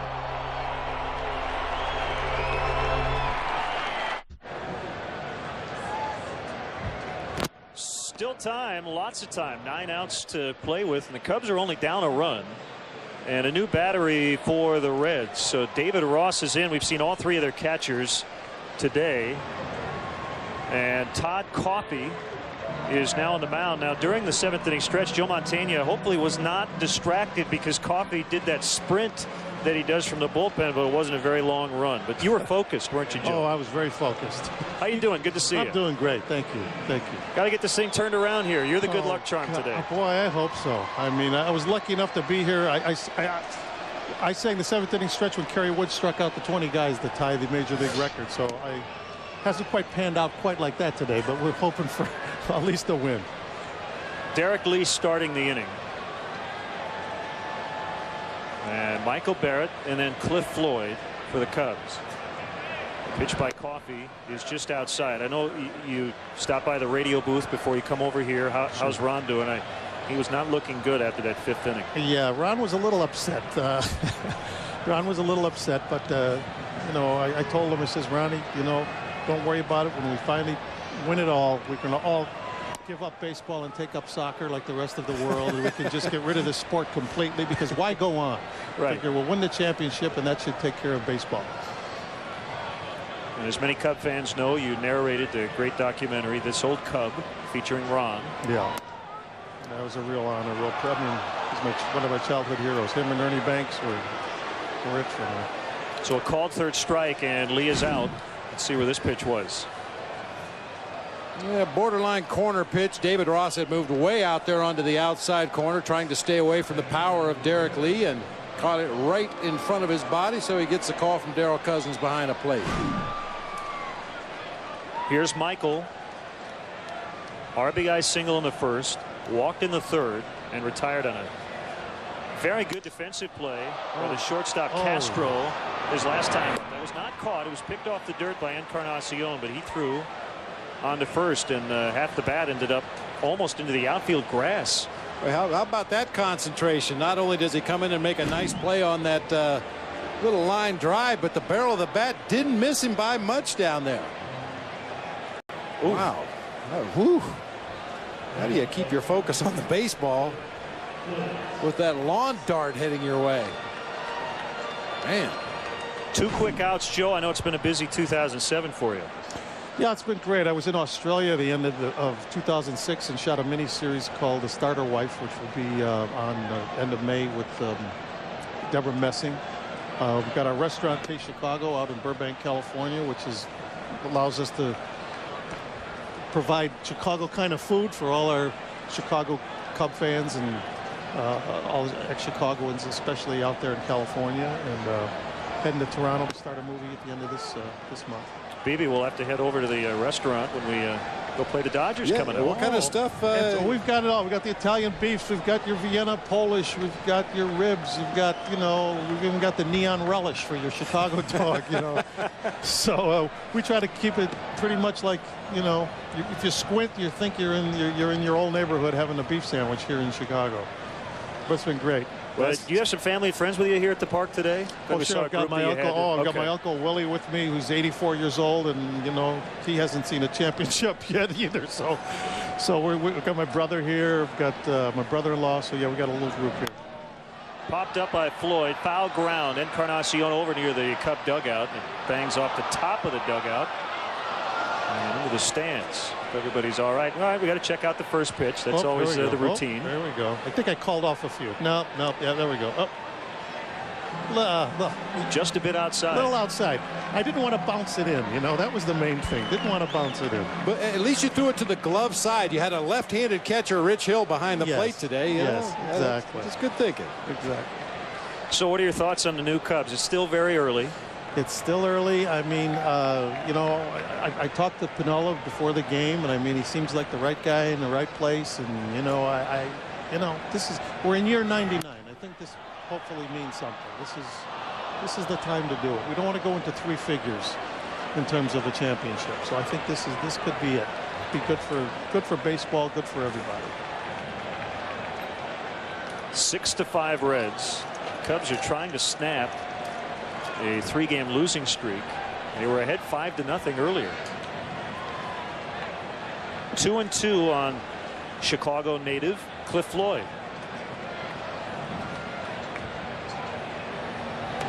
Outside 3-2. So what was your baseball position as a youngster? I was left field. Played left field. My career ended when I was in a collision with the center fielder. I woke up at Loretta Hospital over near Columbus Park, and I had partial amnesia. I forgot everything between February and June. 2-out single. The tying run is on. We almost saw a nasty collision between Cedeno and Soriano earlier today. Right. Ground ball back up the middle of the field. Sure, the bleacher bums are very appreciative of that. And speaking of bleacher bums, I got to tell you, I've seen that play several times, and each time I see it, I like it better than the time before. Yeah, well, it's a thrill. I mean, to take something that was just an idea I've had for a long time. I mean, I used to sit at those bleachers endlessly, and I used to think to myself, boy, this would I just think I see a play here. This would make a story about these fans who just sit here year after year and root for this team. And to see it finally now 30 years later, the play has been done all over the world. And I think one of my proudest moments, more than any review I've ever gotten as an actor, is that we got a full-page review in Sports Illustrated when the play opened in New York. I thought I finally made Sports Illustrated. Well, Len and I are fortunate enough, and the fans are gracious enough to allow us to do a couple of games from the bleachers, and I'll tell you, it's still current. I mean, you go out there, and the same people sitting in the same seats. Everybody knows each other's name, and they get on each other. They get on the opposition. Yeah, everybody knows everybody. Yeah. Oh yeah, it's like a family. It's I based it on a lot of the different characters that I used to sit with out there back in the mid '70s, and the faces and names have changed, but I would imagine the spirit is still the same. Yeah, the vibe is still there. Bleachers redone last year. Yeah, the park looks great. Park looks beautiful. Cedeno deep toward the left field corner, and he pulled it too much. Hey, you received an award yesterday, right? The National Italian American Foundation. Nice. Yeah, we had a big gala last night. We had Chaz Palminteri was there, and Dennis Farina and myself, Ernest Borgnine, Gina Lola Brigida. A lot of people whose names ended in vowels last night. But it was a wonderful, wonderful event. I was very honored to it seems like yesterday I was a kid in the bleachers, and now they're giving me Lifetime Achievement Awards. I mean, I don't know. It gives you an idea of how quickly it all goes, but it's great. It's been a wonderful week here. So. Well deserved, Joe. Well, we told you this last year. One of our favorite actors, and you're one of those guys really where I know Bob's the same way. If we're flipping around and we see a movie with you in it, I'll definitely stop and watch. Well, thank you so much.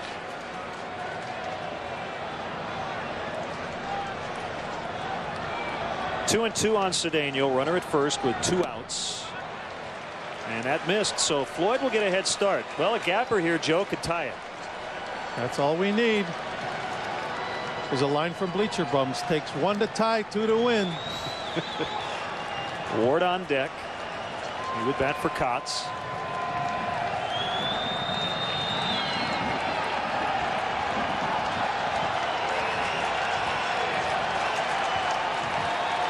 They're getting into it out in the bleachers as Floyd goes, and Ronnie, ouch, fouled that one off his foot.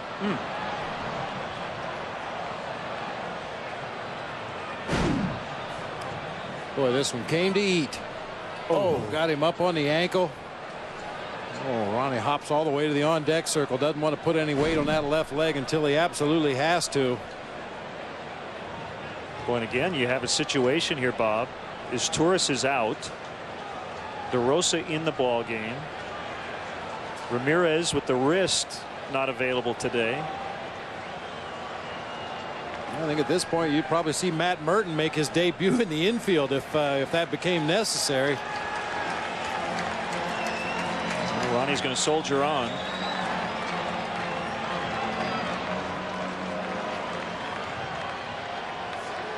Really no choice at this point. Still 3-2. Coffey gets a sign from the catcher Ross. Here he comes, and another foul. Well, the sun's finally out. Where were you on Wednesday as it snowed? I was flying in. I was flying in from Los Angeles, and when the plane came under the clouds, I thought I was in Twilight Zone. I said, wait a minute, isn't it April? It looks like January. Here was the olive, area around O'Hare Field. It was just white. I thought it was Christmas. I was looking for Santa to come sliding in. But, Growing up in Chicago, you expect it. You know, these things happen. I was still in college at Marquette in Milwaukee. I think it was 90 or maybe 1990-ish. In mid-May, there was a snowstorm. So we're not out of the woods yet. No, we're not. No, you're not out of the woods usually here till sometime, you know, before the 4th of July, you know. But that's why it's Chicago. Well, we appreciate the good weather here more than any other place. I think so. And let's face it, if the weather was perfect here, everybody in the world would live here because it's the best city in the world. You're right. Yeah, pretty good at bat. Cedeno stays alive. Yeah, the foul ball off his ankle notwithstanding. This has been a great at bat by Ronnie Cedeno. I always felt the more pitches you can see as a hitter, the better chances of getting a hit on that full count.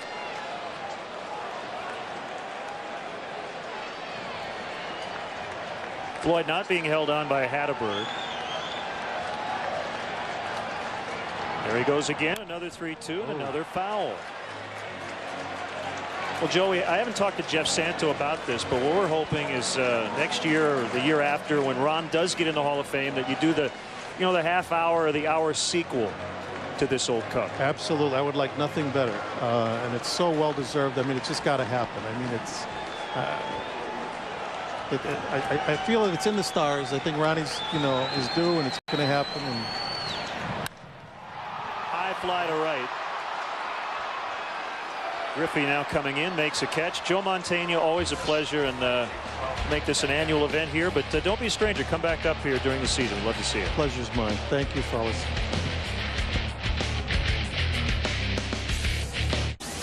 After the game, stick around for Cubs post-game live. Get highlights of all the action. Analysis from Dan Plesac. Plus check in on Lou Pinella's post-game remarks.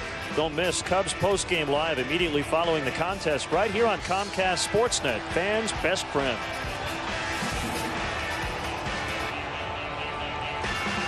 Bob Howery off to a slow start.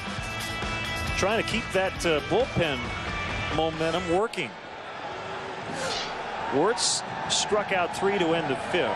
Kotz then 6 up, 6 down in the 6th and 7th. And Juan Castro hits a rainbow to Soriano. Jones was there just in case.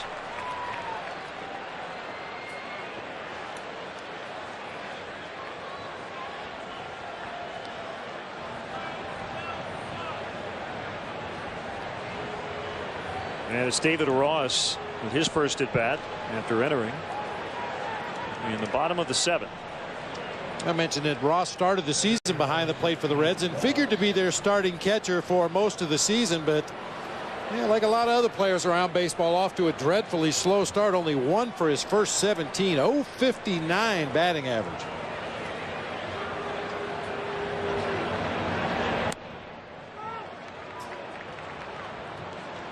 It does make you wonder a little bit if Ross might be pressing. We talked about it in Cincinnati. He had really been a journeyman guy until he had a career year last year, and then he signed a 2-year contract with a club option for a 3rd. A lot of times guys in that spot will try to prove to their organization that, you know, I was worth the money in the contract. Kirk Saarloos is up. David Ross with very good power. But again, it's still very early.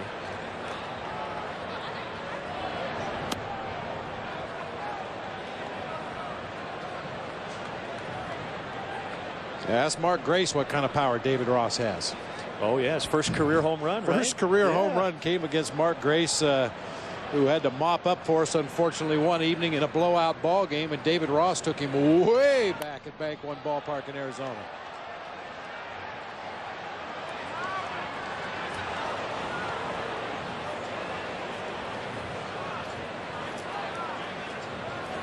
Yeah, and I think you bring up a good point, Len. I don't think it's so much a case that he got comfortable with his new role, that all of a sudden I'm a starter and hey, I'm a big leaguer, I'm a starter. I don't think it was that at all. I think if anything, as you said, he wanted to justify his position and earn his keep, and maybe just try to do a little bit too much.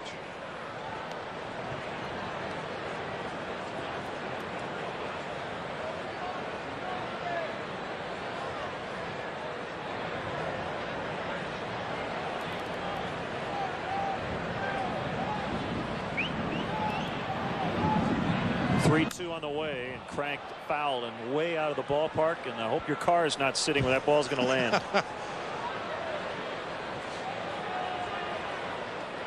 Yeah, this sport, when it comes to effort, is different than other sports. Effort matters a lot, but it's controlled effort. And for a hitter, trying harder doesn't mean going up and swinging at everything as hard as you can. And for a pitcher, it doesn't mean throwing as hard as you can. Eric Lee coming in. 2 down. The Cubs strongly encourage the use of public transportation. The CTA Red Line stops directly at Wrigley Field at the Addison Station.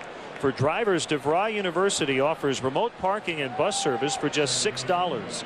For more details, visit Cubs.com or call the CTA hotline at 773-836-7000. The one part of effort we all agree on is the hustle part, when you're on the bases and playing defense.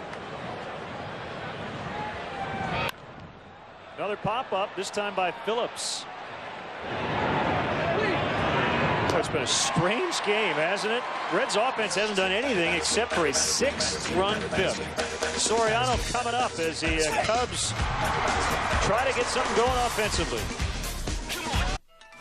Time now for a Cadillac Sports Update. Mark Shanowski back in our downtown studio. A very busy day here on Comcast Sportsnet. The Bulls host the Bobcats this evening. Norm Van Leer and Kendall Gill join me for Bulls pregame live at 7. Meanwhile, the White Sox begin a 3-game series against the Indians in Cleveland tonight. Javier Vazquez gets the start for the Sox. You can catch that game on Comcast Sportsnet Plus, which is CLTV in most areas, starting at 5:30. Now let's head back out to Wrigley Field and rejoin Len and Bob. Guys, time to score some runs. You're absolutely right, Mark. The Cincinnati Reds today, in their first 8 innings, have 1 hit in 7 of those innings. But then there's the 5th.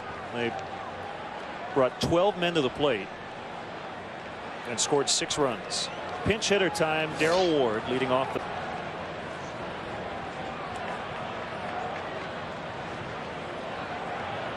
And still 5 outs to go for the Cubs, only down 1. Boy, that's the kind of swing that will really put torque on an already sore back.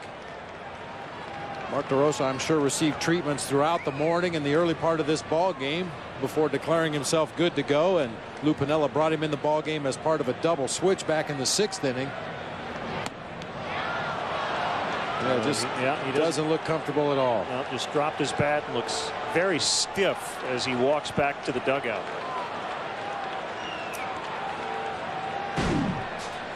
Get one more look at that. Obviously painful swing from Mark DeRosa.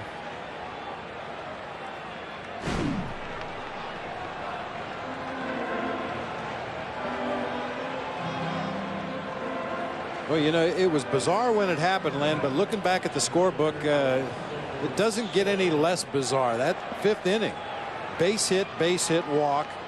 Base hit, double, hit by pitch, walk, and then 3 consecutive strikeouts to end the inning. And no base runners since. Just stellar work by Wirtz, Kotz, and Howery.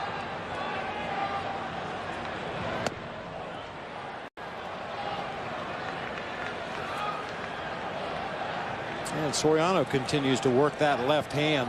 Showed you earlier, got hit by a pitch the other day, dove for a ball in center field and rolled over on that left wrist. In the air deep, but Griffey is going to have plenty of room. Well, Todd Coffey with back-to-back scoreless innings. So the bullpens have really locked it down for both teams.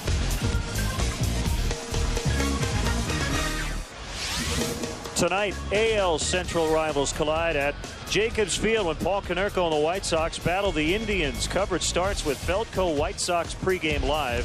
White Sox Indians tonight at 5:30 on Comcast Sportsnet Plus. Fans' best friend. Indians just won 2 of 3 in Milwaukee against the Angels. 52,496. Pretty good attendance for the 3-game series. Travis Hafner with a game-winning home run yesterday. Scott Air is on here in the ninth. See the opponent's batting average down there at the bottom, 357 total. Very odd. Left-handers hitting 600, right-handers only 222 against the Cubs left-hander. Half cut, and Hamilton down in the count, 0-1. Big 2-run single in the 5th. Real feeble swings from some pretty good left-handed hitters.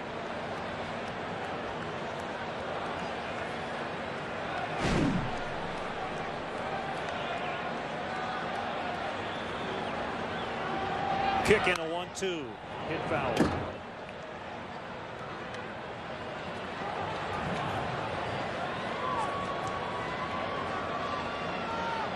Back at you tomorrow at noon. Bronson Arroyo and Rich Hill. We get a belly full of breaking balls tomorrow. Rich Hill with the big over-the-top curveball. Bronson Arroyo with breaking balls from every conceivable arm angle. So Arroyo seeks his first win, and Rich Hill starting the year 1-0. The Saturday starts will be at noon or 2:55 when it's national TV.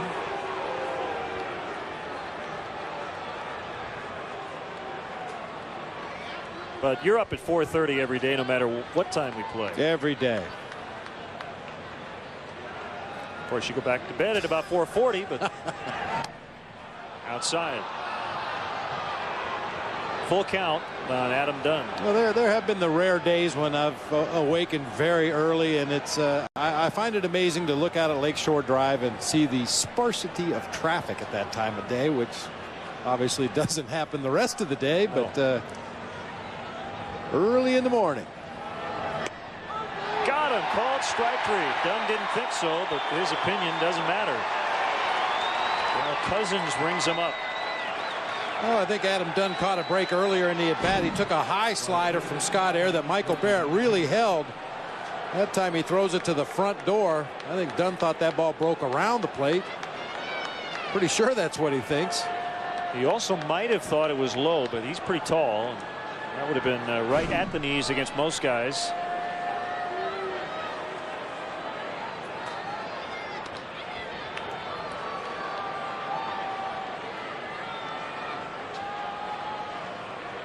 Well, the Cubs offense will go to work against David Weathers in the bottom of the inning.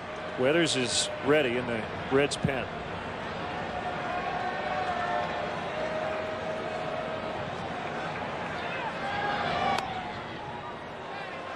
Starting with Michael Wirtz, the Cubs relievers have sent down 14 in a row.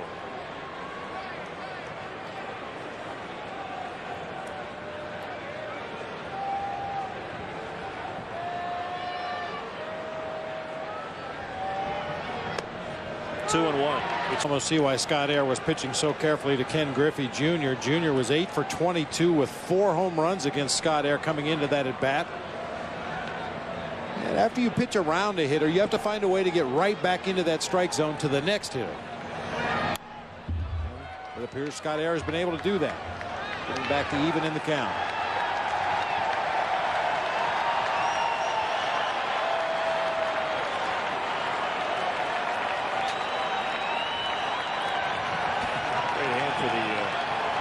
Sits right next to the Cubs dugout and retrieves the foul balls back to the plate. He's a hustler. 100% effort all the time. 2-2, the fans on their feet. Called strike 3. So Air with 3 strikeouts in the inning. So as Joe said earlier, Joe Montano 1 to tie, 2 to win. And Ryan Theriot, Jock Jones, and Derek Lee will try to get it done.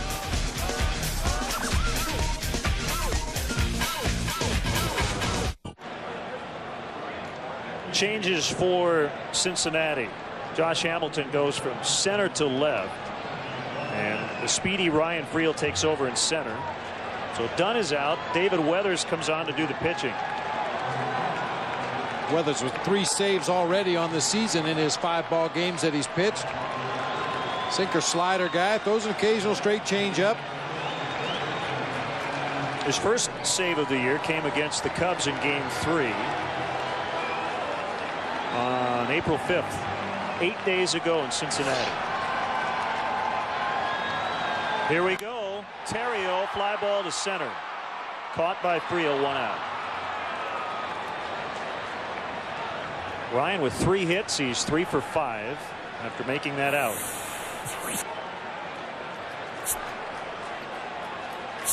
Here's Jock.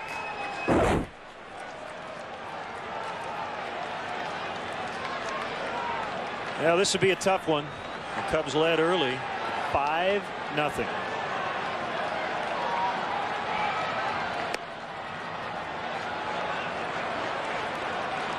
They have out-hit the Reds 11-6.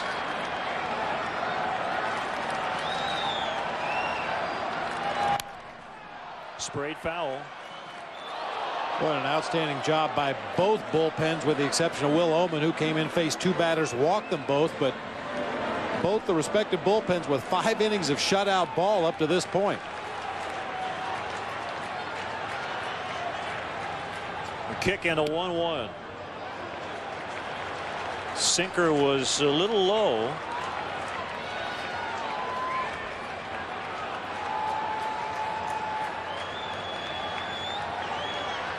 Weathers works from the stretch with nobody on.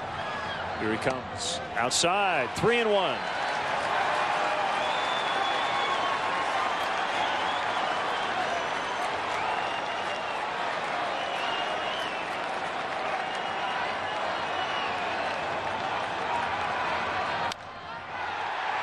That's a fair ball for Jones. He's hustling around first, and he'll have to hold with a single. Josh Hamilton got it back very quickly.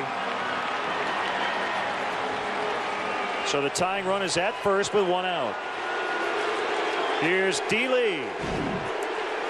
Another nice piece of hitting by Jock Jones. Fastball out over the plate. He just lines it down that left field line. A very timely defensive move by Jerry Naron. If had Adam Dunn been playing left field, I'm not so sure if he'd have been able to get over there and hold Jock Jones to a single. Well, the Cubs could win it here with one big swing. The wind again, as we mentioned, shifted at about the middle part of the game. It is blowing in from right. They're not going to really hurt a left-handed batter that much. Swing and a miss.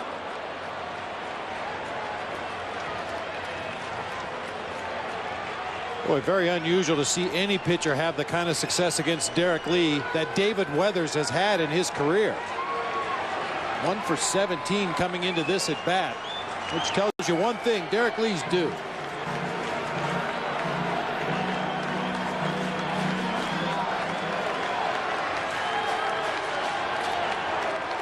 Greatest fans in the world. They're up again. And a strike. 1-2.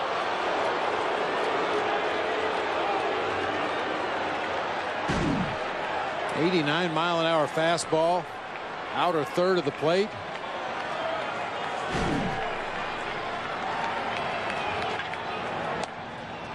Takes it outside.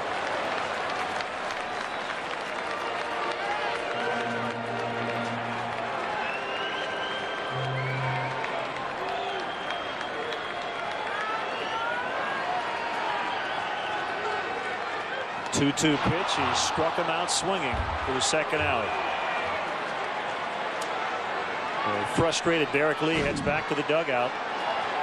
And not a lot of trickery involved here after he got ahead in the count, just pounding fastballs on the outside part of the plate.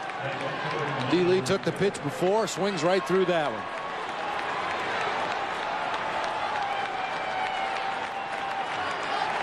Michael Barrett with 2 outs.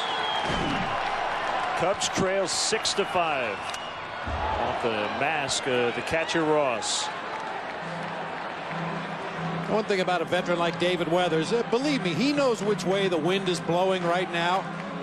He knows that a 2-run homer would give the Cubs a win, so he's just going to stay away from the power of these right-handed hitters. If you're going to beat him, you're going to have to beat him to the opposite field. Short lead by Jones, and Weathers took a quick look.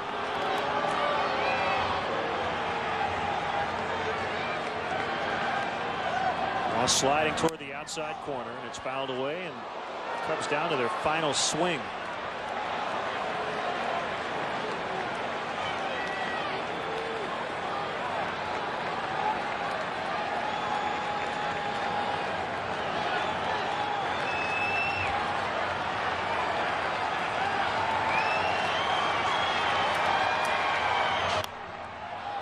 foul by Barrett. As it stands right now, the biggest plate appearances of the day were back-to-back bases loaded walks. Will Oman came in, walked Hatterberg to tie it, and then Valentin's walk gave the Reds the lead. Another 0-2 to Barrett, and he shoots it into right. Jones is going to stop at second. No sense in taking any chances, as Griffey got to the ball quickly. A single could still tie it.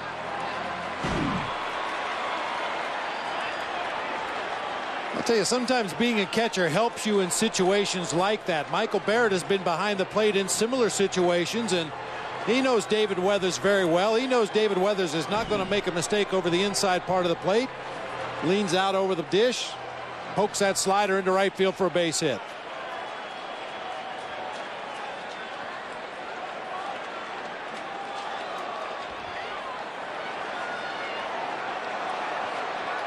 Well, it's Cliff Floyd.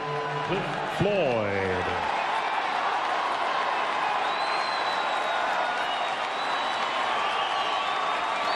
Cliff is 2 for 4. First and second, 2 down. Strike one. 93 from David Weathers.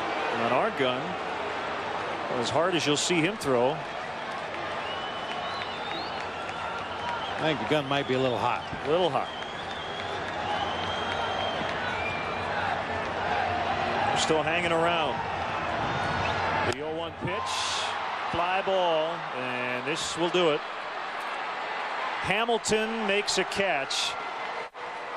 A very frustrating loss for the Cubs today as they drop their 4th in a row. The Reds win it with 6 runs in the 5th inning. If you take away that 5th inning, they had 1 hit the rest of the day. But it was enough as they beat the Cubs 6-5. Well, Bob, our Hyundai player of the game, we're going to go with Michael Wirtz. He came in with the bases loaded and nobody out and struck out all 3 to get out of that jam and at least give the Cubs a chance. Unfortunately, they couldn't get any more runs. And Michael Wirtz really set the stage for the rest of the Cubs bullpen. Over the last 5 innings of the ball game, the Cubs reliever struck out 8 batters, did not allow a run nor a hit. So the Cubs out-hit the Reds today 13-6, but come up short as they can't hold on to a 5-0 lead. So for Pete Toma, Dave Turner, Mark Brady, Bob Brenly, and everybody on our Comcast Sportsnet crew, Len Casper is saying so long. That'll end our game coverage, but we have more coverage coming up with Cubs Postgame Live. The final again, Reds 6, Cubs 5. Back at you tomorrow, 11:30 for Cubs pregame live, and we'll have all the action at noon. Now stay tuned for Postgame Live with Mark and Dan. Coming up next, you've been watching Cubs baseball on Comcast Sportsnet. All right, Len Casper, thanks a lot. As you mentioned, Cubs Postgame Live is coming up straight ahead. Our expert analyst, Dan Plesac, joins me to break down all the action. And don't forget, later this evening, the Bulls host the Charlotte Bobcats. The Bulls and Cavaliers have the same record at 47-32, but the Bulls hold the tiebreaker for the 2nd seed in the Eastern Conference. You can catch all the action right here on Comcast Sportsnet starting at 7 o'clock with Bulls Pregame Live. But stay tuned, Cubs Postgame Live is coming right up.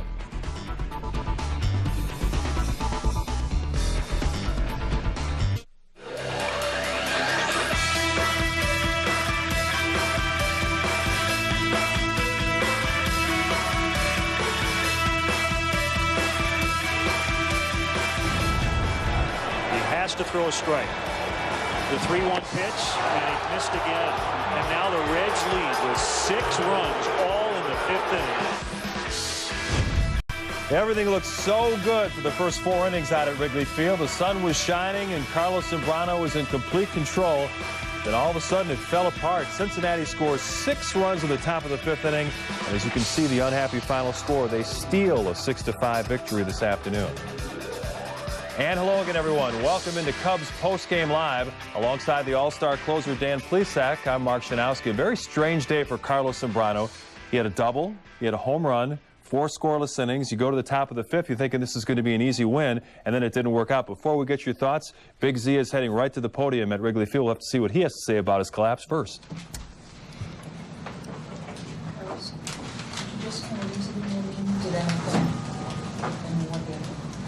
Well, you know, a lot of weird things happen in that inning, you know. But, you know, just forget about that, and you have, I have a long way to go, and just bad outing, bad inning, and, you know, I can't be frustrated by that. Just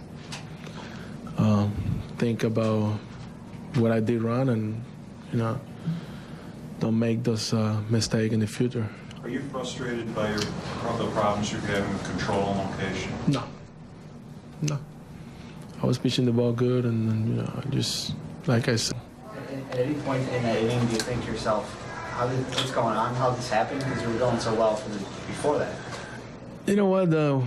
When I came in the fifth inning, I told you know, one guy that was inside, say, man, that happened so quick that you know, when I reacted, I was, you know, 4 runs ahead, you know. And, like I say, you know, I can't, I won't be frustrated. And, you know, I think frustration only been in my life like 2 times, but I don't think this year would be any frustration. I feel good. I feel that I'm throwing the ball what I want to, and just the fact that I have to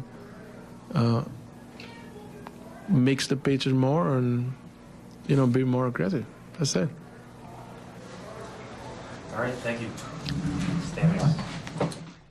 That's Carlos Zambrano trying to explain what happened in the 5th inning when Cincinnati scores 6 times. Dan, from your perspective, what changed with Carlos in that inning? Well, I think what happens is sometimes as a pitcher, when an inning starts to get away from you, you tend to try to throw ground balls, and you're trying to make something happen.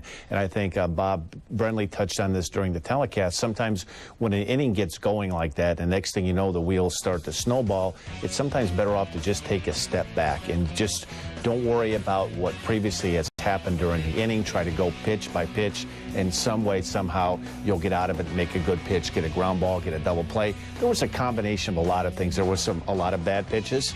Again, he threw 87 pitches in 4+ innings. His pitch total was high. Then he did make a couple of good pitches. Unfortunately, he threw a good pitch on the ball that Ken Griffey Jr. hit down the right field line. There's not much you can do about that. But I think when it snowballs and you're throwing a variety of pitches and hitters get to see more pitches, it seems like bad things happen. Zambrano talked about the play in the outfield, the blue pit, where maybe a more experienced center fielder would have caught that ball, the Alfonso Soriano play. How did you see that one? Well, it's really a tough play, and that's a tough play even for an experienced center fielder, particularly in the day games. The last thing you want to do, you see a big swing off of the bat, and you could see Alfonso's first inclination was to take a step back, and he was very fortunate right here that he and Ronnie Cedeno didn't have a nasty collision. You've got a guy coming in full speed, you've got a guy running out full speed, both going for the same thing, trying to get that ball. And they were just very fortunate that Ronnie Cedeno was able to get down in time and really clip him down by the ankles, and it didn't happen somewhere around the trunk area or the chest area, and you could have had a really nasty collision. Yeah, Soriano's had a tough indoctrination to Wrigley Field. He's been hit on the hand with a pitch, a tough ball there. Obviously good to see that he's going to be okay. And because it fell apart so quickly for Big Z, they couldn't get the bullpen up and going. Will Oman was kind of rushed into the game. He walked 2 guys quickly, and was that a part of the fact that he didn't get a chance to warm up properly? Well, I mean, you know, once in a while, but that's part of pitching in the bullpen, Mark, is the fact that when you're sitting down there, and I think if you're in a bullpen, part of that Cub bullpen, you could see that the wheels were starting to come off of Carlos Zambrano. I think it's your responsibility to make sure you get yourself loose, and you can kind of tell where the left-handers are coming up in the order, so it shouldn't have been as a surprise for Will to see that the left-handed part of the Reds batting order was coming up. That's one of the things you try to pay attention to when you're watching the game sitting down in the bullpen. You know what your responsibilities are, and you have to make sure you get your legs, your lower back. Obviously, you can't throw much to get loose, but you do the best you can. We're going to head back to Wrigley Field and check in on Lou Piniella's post-game press conference brought to us by United. You know, kind of melts down like that. How do you try to stop it or handle the situation? You know? How? This is your ace. You got a 5-0 lead with the 8th and 9th hitters coming up. And you feel pretty good about that inning. And all of a sudden it turns into a 6-run inning. What do? I just pitch him when it's his turn again. What else can I do? And then I bring in a reliever that's throwing 30, 40-foot curveballs to boot. Now, I can start to see some of the ways that this team has lost ball games. I can see it. We've got to correct it, obviously. Lou, it would seem that Sombrero started to fall apart after Soriano kind of misplayed that ball. Is that how you would see it? Look, when you get a 5-run lead, whether a guy misses a ball, makes an error, or what, you should be able to pitch through it. Okay? Nobody's trying to drop balls. And sometimes you make great plays. Sometimes you don't. But at the same time, that shouldn't be. And I'm not saying it was. You said you were assuming it was. I'm not saying it was. But you should be able to pitch through something like that. How do you think that you will go about trying to fix it now that you've seen, or say you've seen, what's happened in the past here? No. I'm talking about losing ball games that should be, that are in hand. That are in hand. You know? You got a 5-0 lead, you got your ace on the mound, you feel pretty good about it. He gets away from you. Omen trying to be too fine then, throwing those? Who? Omen trying to be too fine? I don't know, but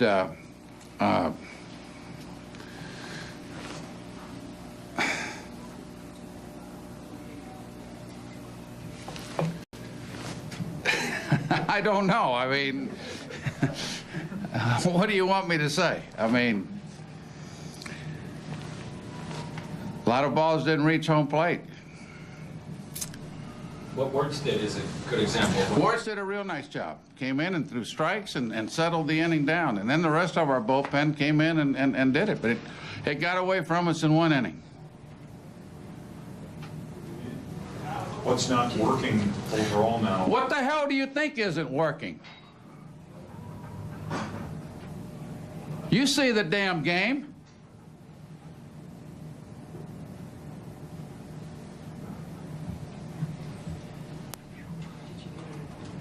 Huh? Did you get a report on Ramirez? Not yet.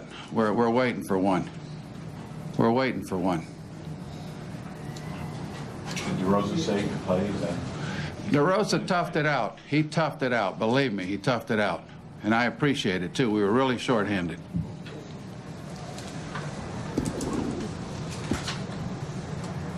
Would you ever consider, if you start getting in a bind with the help of DeRosa and Ramirez, would you ever consider putting Soriano at second?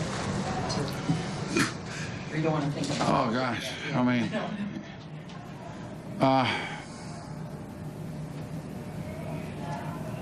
we've got utility infielders here. I mean, Terrio did a real nice job today. Cedeno defensively did a nice job. He didn't get any hits, but he played well. That's what they're here for. I mean, to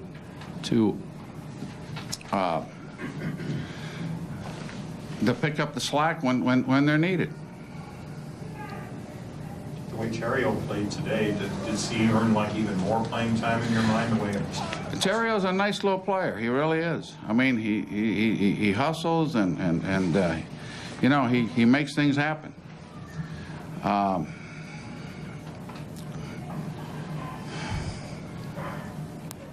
In the last 2 games and the 9th inning, it seems like you get a start and to tie up the ball game, the last game, this game.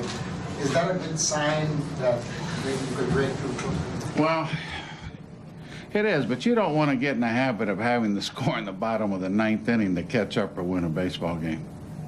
The secret is to play 8.5 innings at home. You're facing the other team's better pitchers or best pitchers at the end of the ball game, so you don't really want to get yourself in that situation, you know? So, just got to keep working. What else can I say? We got to keep working. We got to find solutions for this. But this game here is one that got away from us that really shouldn't have. All right. Thank you. All right. All right, so if you had game number 9 in your office pool for the first Lou Piniella post-game blow-up, you are a winner. And Dan, I tell you, that was vintage stuff. Old lovable Uncle Lou still has the fire. Oh, he still has the fire. And this was a frustrating loss, and I think he summed it up best.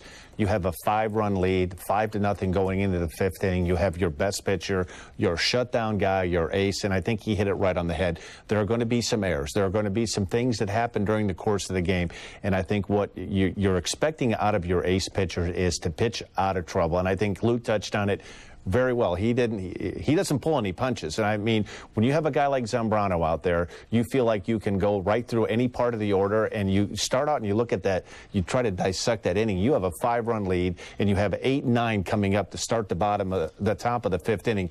As Lou said, you're feeling pretty good about your chances with the big Zambrano on the mound. It didn't happen. It got away. Will Ullman came in, and he kind of added some fuel to the fire, and it just turned into a very ugly inning. Yeah, Lou talking about 30 and 40-foot curveballs. He was not very happy with Will Ullman's performance today. We're going to check out our Falco pitching recap. Aaron Harang beat the Cubs on opening day, but the Cubs did a nice job of turning the tables this time around. Harang only made it through 4 innings. He was charged with 5 runs on 9 hits with a couple of walks mixed in. It was just a question of not good of control for Harang this time around. I think what the Cubs did, a little bit different approach than they had on opening day in Cincinnati. They were aggressive right off the get-go. The last thing you want to do, Harang is going to be around the plate. We touched on it on the pregame show. He's going to throw strikes early. You're going to get some fastballs they hit early in the count, and the Cubs were able to hear Derek Lee driving a ball in the gap in left center field. They were aggressive early, expecting to get strikes, swinging at good pitches, and really you had to feel really good about this. You knocked the Reds' ace starter out of the game, and then Carlos Zambrano here gets a curveball on the outer third of the plate, puts it in the basket in left center field. And right now you're thinking, boy, you couldn't ask to be in a better spot. You've got a 4-0 lead, soon to be 5-0. You've got a starting pitcher on the ropes for the Reds. You're having to go into their bullpen early, and unfortunately it just wasn't meant to be. We're going to take our first time out here, but first we're going to check out our Pontiac opinion poll, and it involves the future of Mark Pryor, who traveled to California today to see orthopedic specialist Dr. Louis Yoakum because of more problems with his pitching shoulder. Our question, what are your expectations for Mark Pryor? A, have surgery and be out for the season. B, an extended stay on the disabled list. C, he'll be back throwing, back on the rehab trail in a couple of weeks. Or D, a quick recovery and with the Cubs in May. Go to ComcastSportsNet.com, click on Chicago, and go to the Cubs page and make your choice. We'll have the results later on Cubs Postgame Live.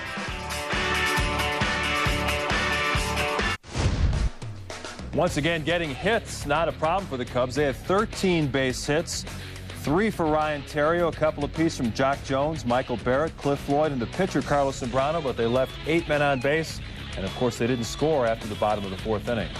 Welcome back to Cubs Postgame Live. Mark Shanowski and Dan Plesac with you after another strange day of baseball at Wrigley Field.